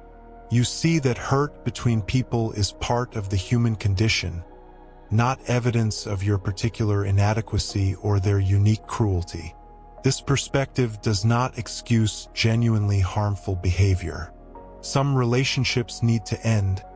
Some boundaries need to be established. Some hurts need to be addressed directly. But the elevated view allows you to make these decisions from a place of clarity rather than from the distortion of injured pride or magnified grievance. The practice also serves us in moments of anger, that emotion which the Stoics particularly cautioned against, not because anger itself is always wrong, but because it so easily clouds judgment and leads to actions we later regret. When someone cuts you off in traffic, when you feel disrespected, when injustice occurs, anger arises naturally and sometimes appropriately. But unexamined anger tends to escalate, to feed on itself, to convince us of narratives that may not be true. In anger, immediately apply elevation. You are one person feeling wronged among billions who feel wronged today in ways large and small. The person who angered you is one person, acting unskillfully, among billions who act unskillfully. If the wrong was genuinely significant, it remains significant. But the elevation prevents you from acting on the immediate impulse to retaliate, to wound back, to escalate.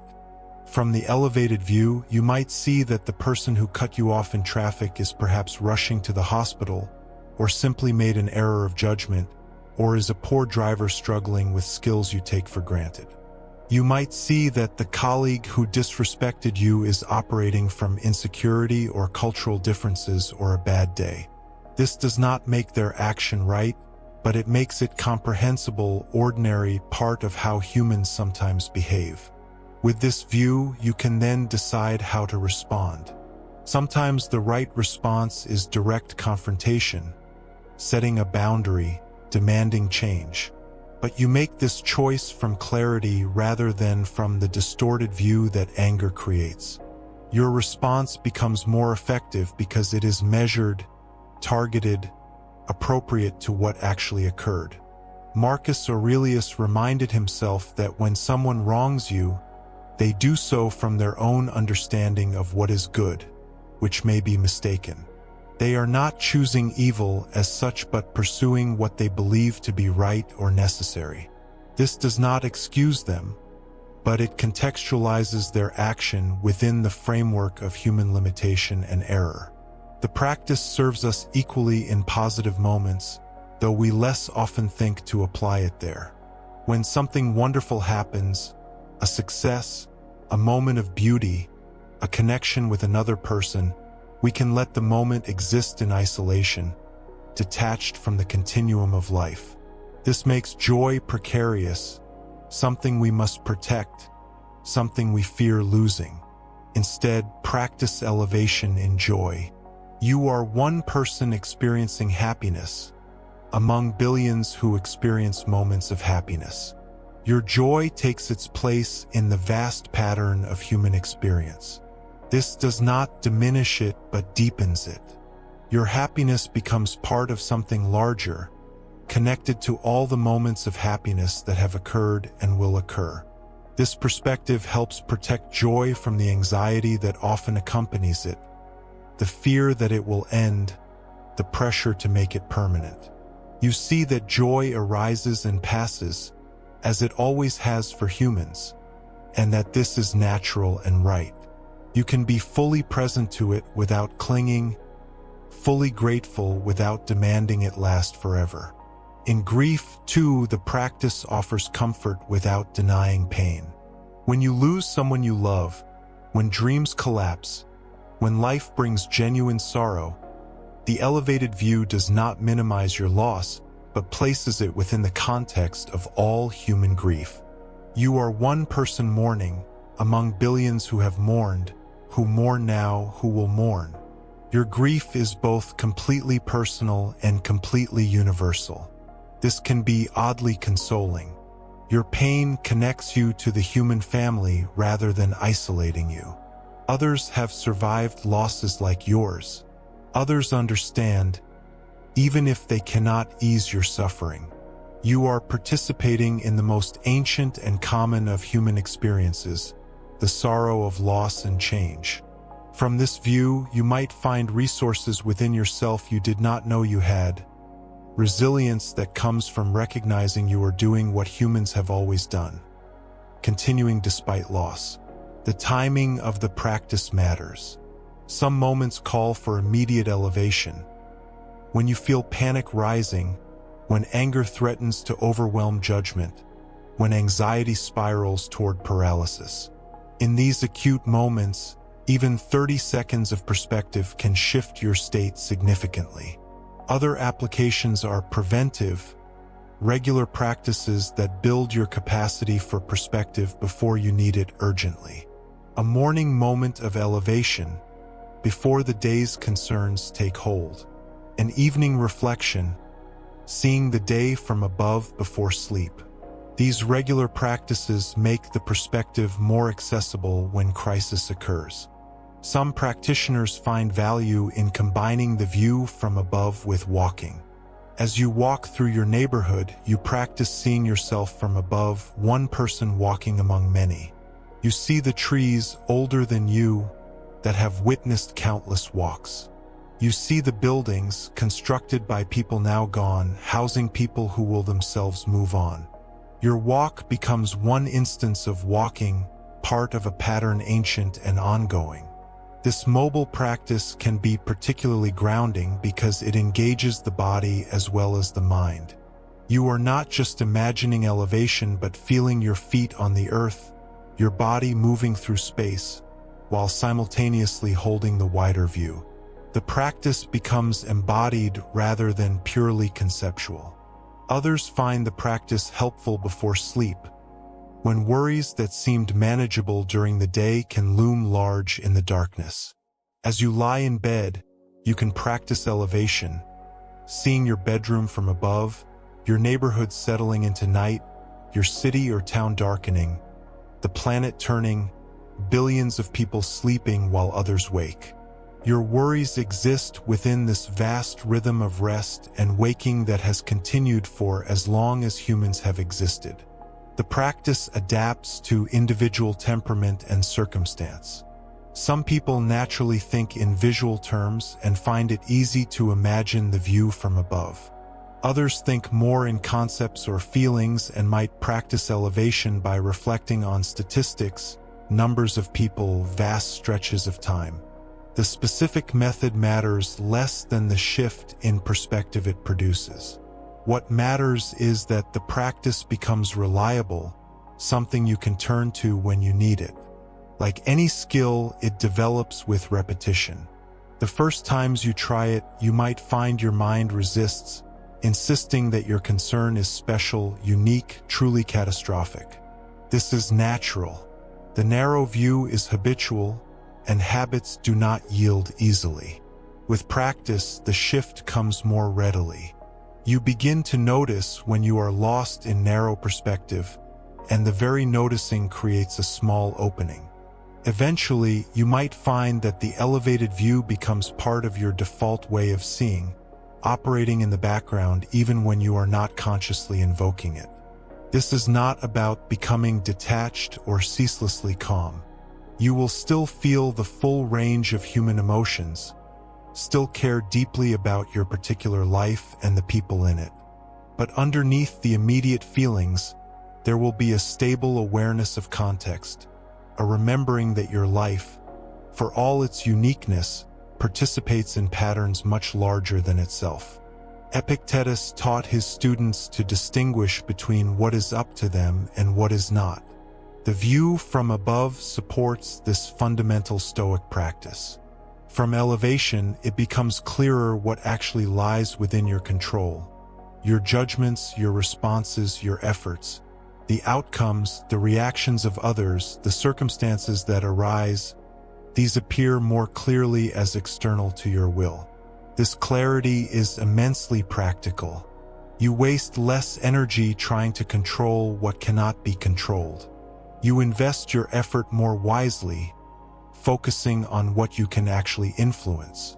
You become more effective in your actions because you are not dissipating your energy in futile resistance to what is beyond your power to change. The practice also reveals what matters and what does not. From above, some concerns that seemed urgent reveal themselves as trivial. Not trivial in the sense of being unworthy of attention, but trivial in the sense of being ultimately unimportant compared to deeper values. This helps you allocate your attention and energy more wisely. You might realize that the promotion you are anxious about matters less than maintaining your integrity. That the argument you are having matters less than preserving the relationship. That the possession you desire matters less than your peace of mind. These are not judgments imposed from outside but insights that arise naturally when you see your life from its true proportions. At the same time, the practice can reveal what genuinely matters, what deserves your full attention and care. Certain relationships, certain values, certain contributions appear in sharper focus when seen from above. You recognize what is worth fighting for, worth preserving, worth dedicating yourself to. The elevation clarifies rather than confuses your priorities. This is the practical fruit of the practice. A life lived with greater clarity, less wasted energy, more focused effort, deeper peace. Not peace as absence of challenge, but peace as accurate understanding of your place in the larger order. Not calm as numbness, but calm as the stability that comes from seeing truly. We have traveled together through an ancient practice made vivid for our time. The view from above, that technique of perspective which Marcus Aurelius returned to again and again in his private writings, stands now not as distant philosophy but as available wisdom. As we begin to gather the threads of what we have explored, we notice something worthy of attention. This practice does not ask us to become different people. It asks us to see more completely what is already true. Throughout our exploration, we have moved between scales. We began with the simple act of imagining height, of lifting our awareness above immediate circumstance to regard what troubled us from a greater distance. We discovered that this lifting brings clarity without coldness, perspective without detachment from what matters. The view from above does not diminish genuine concern. It diminishes the distortion that comes from being too close, from allowing immediate difficulty to fill the entire horizon of consciousness. The Stoics understood something profound about human suffering.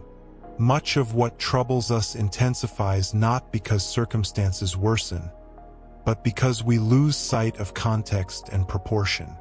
A difficulty that feels overwhelming in the moment reveals its true dimensions when we step back, not to escape it, but to see it accurately.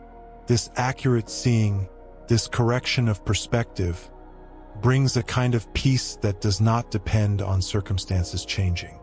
It depends instead on seeing circumstances as they are, in their proper proportion within the larger patterns of life.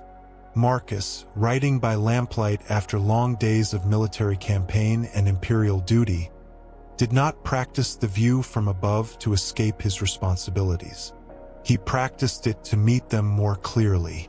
When he imagined Rome from a great height, or pictured the Mediterranean world spread below him like a map, or contemplated the earth from the perspective of the moon, he was not fleeing difficulty. He was correcting the distortions that difficulty creates in perception. He was reminding himself of scale, of proportion, of the vastness within which all particular troubles arise and pass.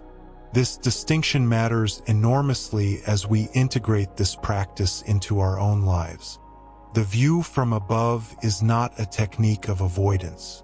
It is a technique of accurate perception. When we lift our awareness to regard our situation from a height, we do not abandon care for what matters. We abandon the distortions that make it impossible to care effectively. We abandon the exaggerations, the catastrophizing, the sense that this particular difficulty fills all of existence. We see instead what is true, that this difficulty, real as it is, exists within a context. It has boundaries.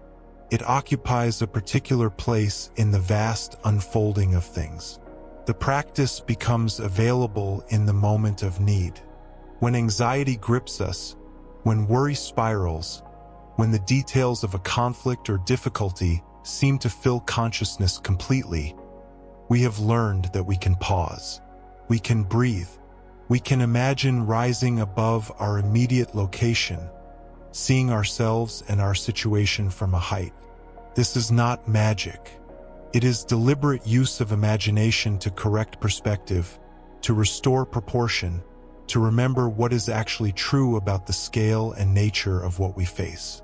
We learn to zoom out in stages, each expansion of view revealing new context. From above our room, we see our home.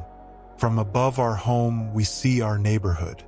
From above our neighborhood, we see our city spread below us, thousands of lives unfolding simultaneously, each person absorbed in their own concerns, their own difficulties, their own moments of worry and hope. This realization does not diminish our individual experience. It contextualizes it. It reminds us that what feels unique and overwhelming to us is part of the common condition of being human, part of the endless arising of difficulty and the endless response to difficulty that characterizes conscious life. As we zoom further out, perspective deepens. From above our region, we see geography, the patterns of land and water and human settlement. From above our continent, we see weather systems, the vast movements of atmosphere and ocean current that shape climate and season. From above the earth itself, we see our planet as the Stoics sometimes invited themselves to imagine it. A small sphere suspended in darkness, all human drama unfolding on its surface, all our concerns and conflicts and moments of suffering occurring within this bounded space.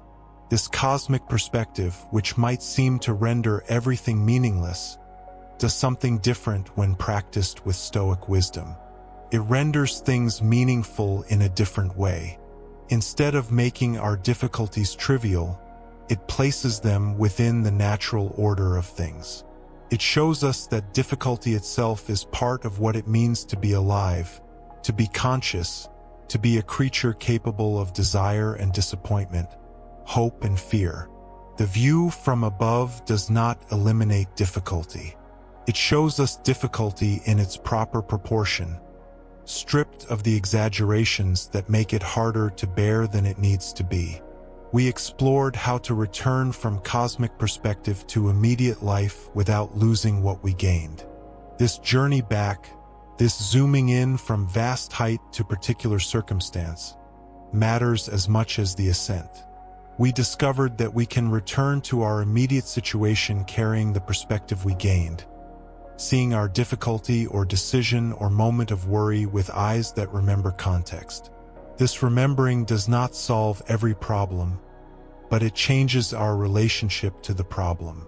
It allows us to engage with what faces us from a position of greater steadiness, greater clarity, greater acceptance of what is actually within our power to change. The practice connects to Stoic wisdom about control and acceptance. When we see our situation from a height, we see more clearly what belongs to us to decide or influence, and what does not. The boundary between our power and what lies beyond it becomes visible in a new way.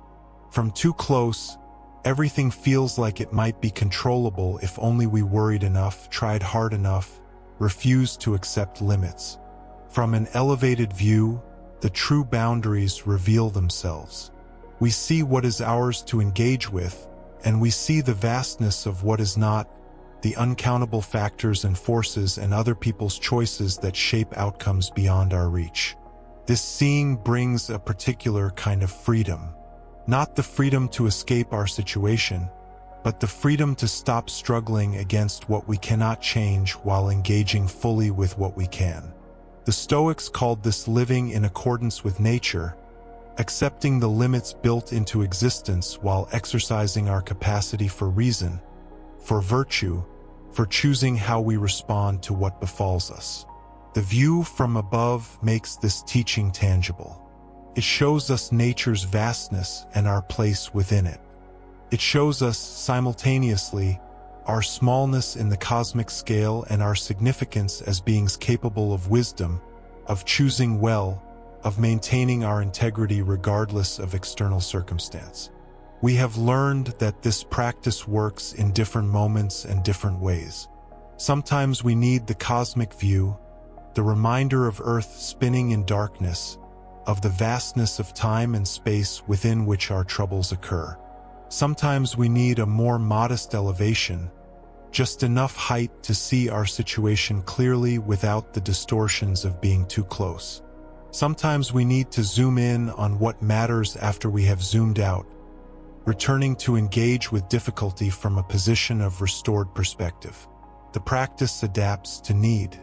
It becomes a tool we can reach for, a capacity we develop through repetition.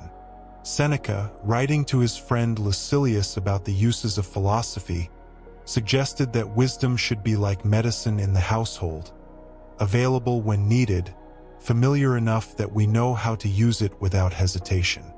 The view from above becomes this kind of wisdom. We practice it when calm so that it is available when needed. We make it familiar, comfortable, a natural movement of consciousness that we can initiate without effort. Then, when difficulty arises, when perspective narrows and worry threatens to overwhelm, we have a resource. We know how to lift our awareness, to regard what troubles us from a height, to restore proportion and clarity to seeing. The practice does not guarantee ease, but it provides steadiness. It does not promise that circumstances will improve, but it offers a way to meet circumstances with greater clarity and less unnecessary suffering. The Stoics did not teach that philosophy would make life comfortable. They taught that philosophy could make us unshakable, not by hardening us to feeling, but by helping us distinguish between what actually harms us and what merely seems threatening from a distorted perspective. The view from above serves this distinguishing. When we imagine ourselves from a height, when we see our situation in context, we see more clearly what deserves our concern and what does not. We see the difference between genuine threat and imagined catastrophe. We see the difference between a serious challenge that requires our full engagement and a passing difficulty that will resolve itself regardless of how much we worry. We see the difference between what we must accept because it lies beyond our control and what we might influence through wise action. This clearer seeing changes how we live through difficult days. The anxiety that once felt overwhelming becomes manageable when we recognize its source, when we see that it arises not from the difficulty itself but from our distorted sense of its scale and permanence.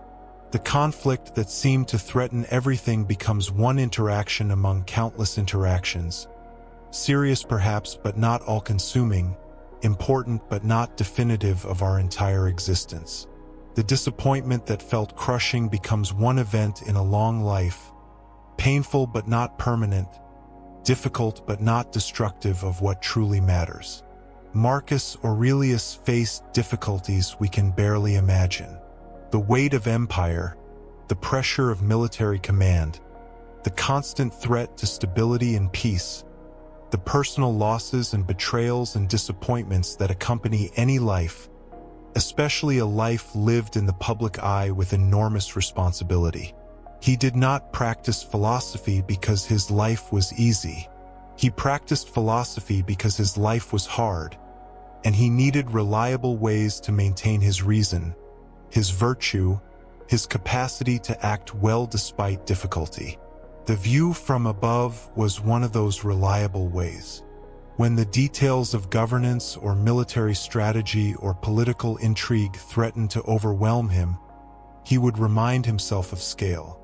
He would imagine Rome from a great height, then Italy, then the Mediterranean world, then the earth itself.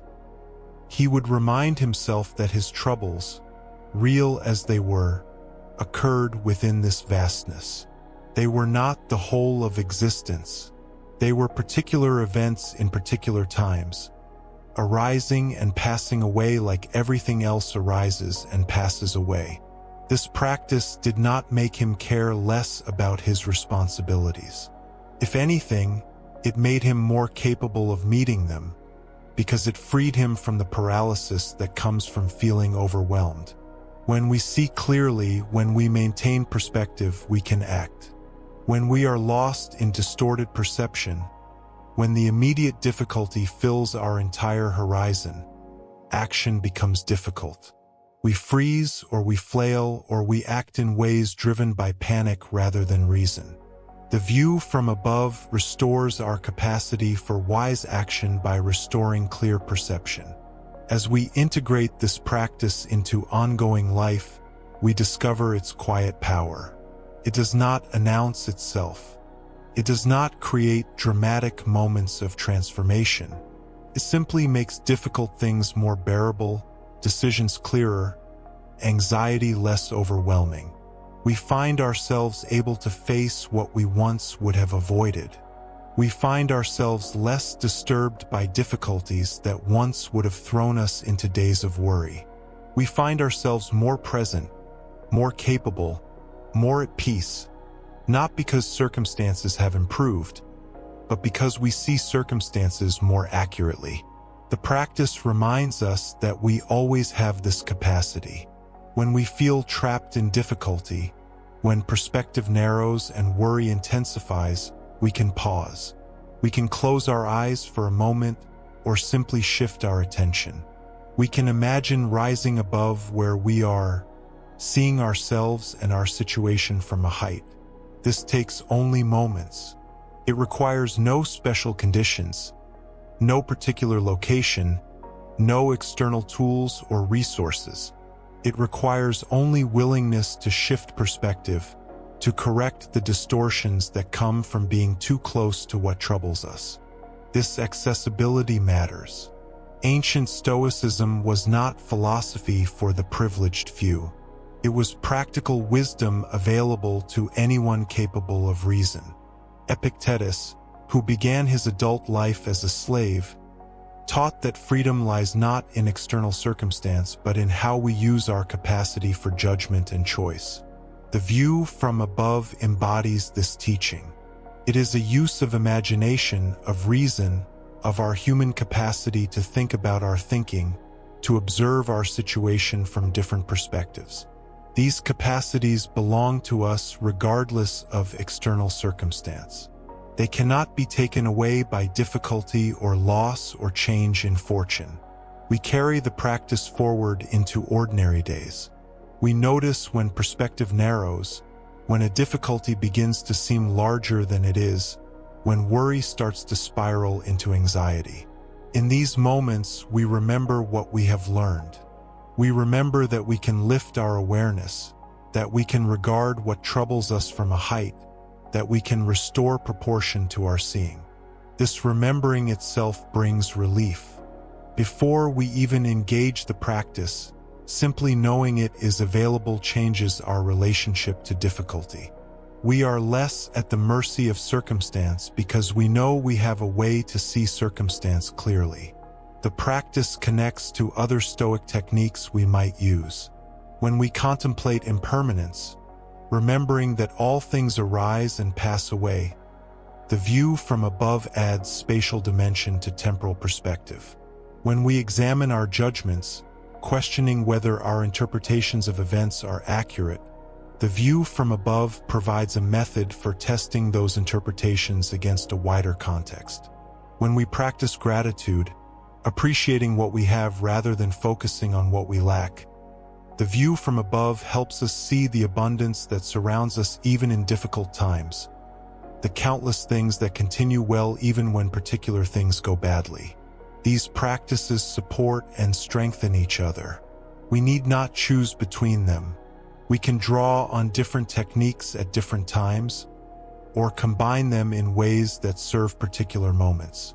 The view from above might begin a period of reflection that moves into examination of judgments, or contemplation of impermanence, or renewed appreciation for what remains good in our lives despite present difficulty. Stoic practice is not rigid. It is a collection of tools and perspectives and ways of thinking, all aimed at the same goal: living well regardless of circumstance, maintaining our reason and virtue and inner peace even when external conditions are challenging. As we consider how this practice continues beyond these reflections, we recognize that it grows through use. Each time we engage the view from above, we become more familiar with the movement of consciousness it involves. We become quicker at imagining height, more skilled at maintaining perspective as we regard our situation, more able to carry what we learn back into immediate engagement with life. The practice becomes smoother, more natural, more available without conscious effort to initiate it. This growing familiarity is itself valuable. We are not trying to master a complex technique that requires years of training. We are developing a simple habit of perspective taking that becomes easier and more automatic over time. Eventually, we might find that we shift perspective naturally in difficult moments, without needing to consciously remind ourselves to practice. The view from above becomes part of how we see, part of our habitual way of regarding difficulty and keeping it in proportion. Yet even as the practice becomes familiar, it retains its power. We do not outgrow it or exhaust it. Each time we engage it genuinely, meeting present difficulty with the intention to see it clearly from a height, we receive what the practice offers. Sometimes what we discover surprises us. Sometimes we see connections we had not noticed, or recognize that something we thought was new has in fact happened before and been survived. Sometimes we see that what troubles us now will soon resolve, or that it matters less than we thought, or that we have resources for meeting it that we had forgotten we possessed. The practice does not promise particular discoveries. Promises only clearer seeing, and from clearer seeing all else follows. When we see accurately, we respond more wisely. When we respond more wisely, we suffer less unnecessarily. When we suffer less unnecessarily, we have more capacity for living well, for acting virtuously, for being present to what matters, for maintaining our inner peace even as outer circumstances challenge us. This is the promise of Stoic practice generally and the view from above particularly. Not ease, not comfort, not the elimination of difficulty, but the capacity to meet difficulty with steadiness, with clarity, with acceptance of what cannot be changed and wise engagement with what can. This capacity is not beyond us. It is not reserved for philosophers or sages or people with special training. It is available to anyone willing to practice, to anyone willing to shift perspective when needed, to anyone willing to see their situation from a height rather than remaining lost in its immediate press and detail. As these reflections come to rest, we recognize that the practice continues. What we have explored here is not a lesson completed, but a way made visible, a path laid out that extends forward through all our remaining days. Each time difficulty arises, each time perspective narrows and worry threatens to overwhelm, we will have the opportunity to practice. We will have the chance to pause, to breathe, to imagine rising above where we are, to regard what troubles us from a height that restores proportion and clarity to seeing. Some days the practice will flow easily. We will find immediate relief in shifting perspective, immediate clarity in seeing our situation from above. Some days it will feel more difficult. The worry will be stickier, the difficulty more compelling, the tendency to stay caught in immediacy harder to overcome. This variation is natural. We do not judge ourselves on difficult days. We simply practice as we can, trusting that even imperfect practice provides benefit, that even partial perspective is better than being completely lost in distortion. The Stoics knew that wisdom is not a destination but a direction.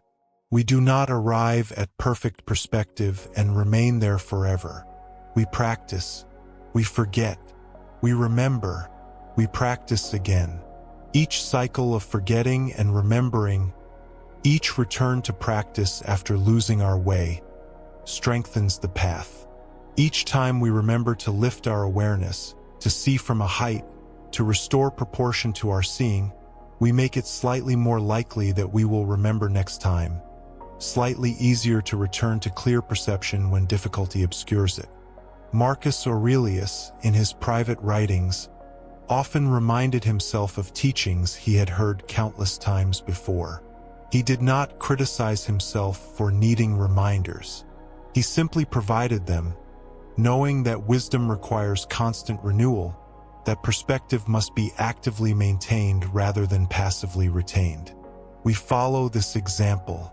We return to the view from above not once but many times, not as a sign of failure but as the nature of practice, as the way human consciousness works, needing regular correction and regular return to clarity. In this spirit, we let these reflections settle.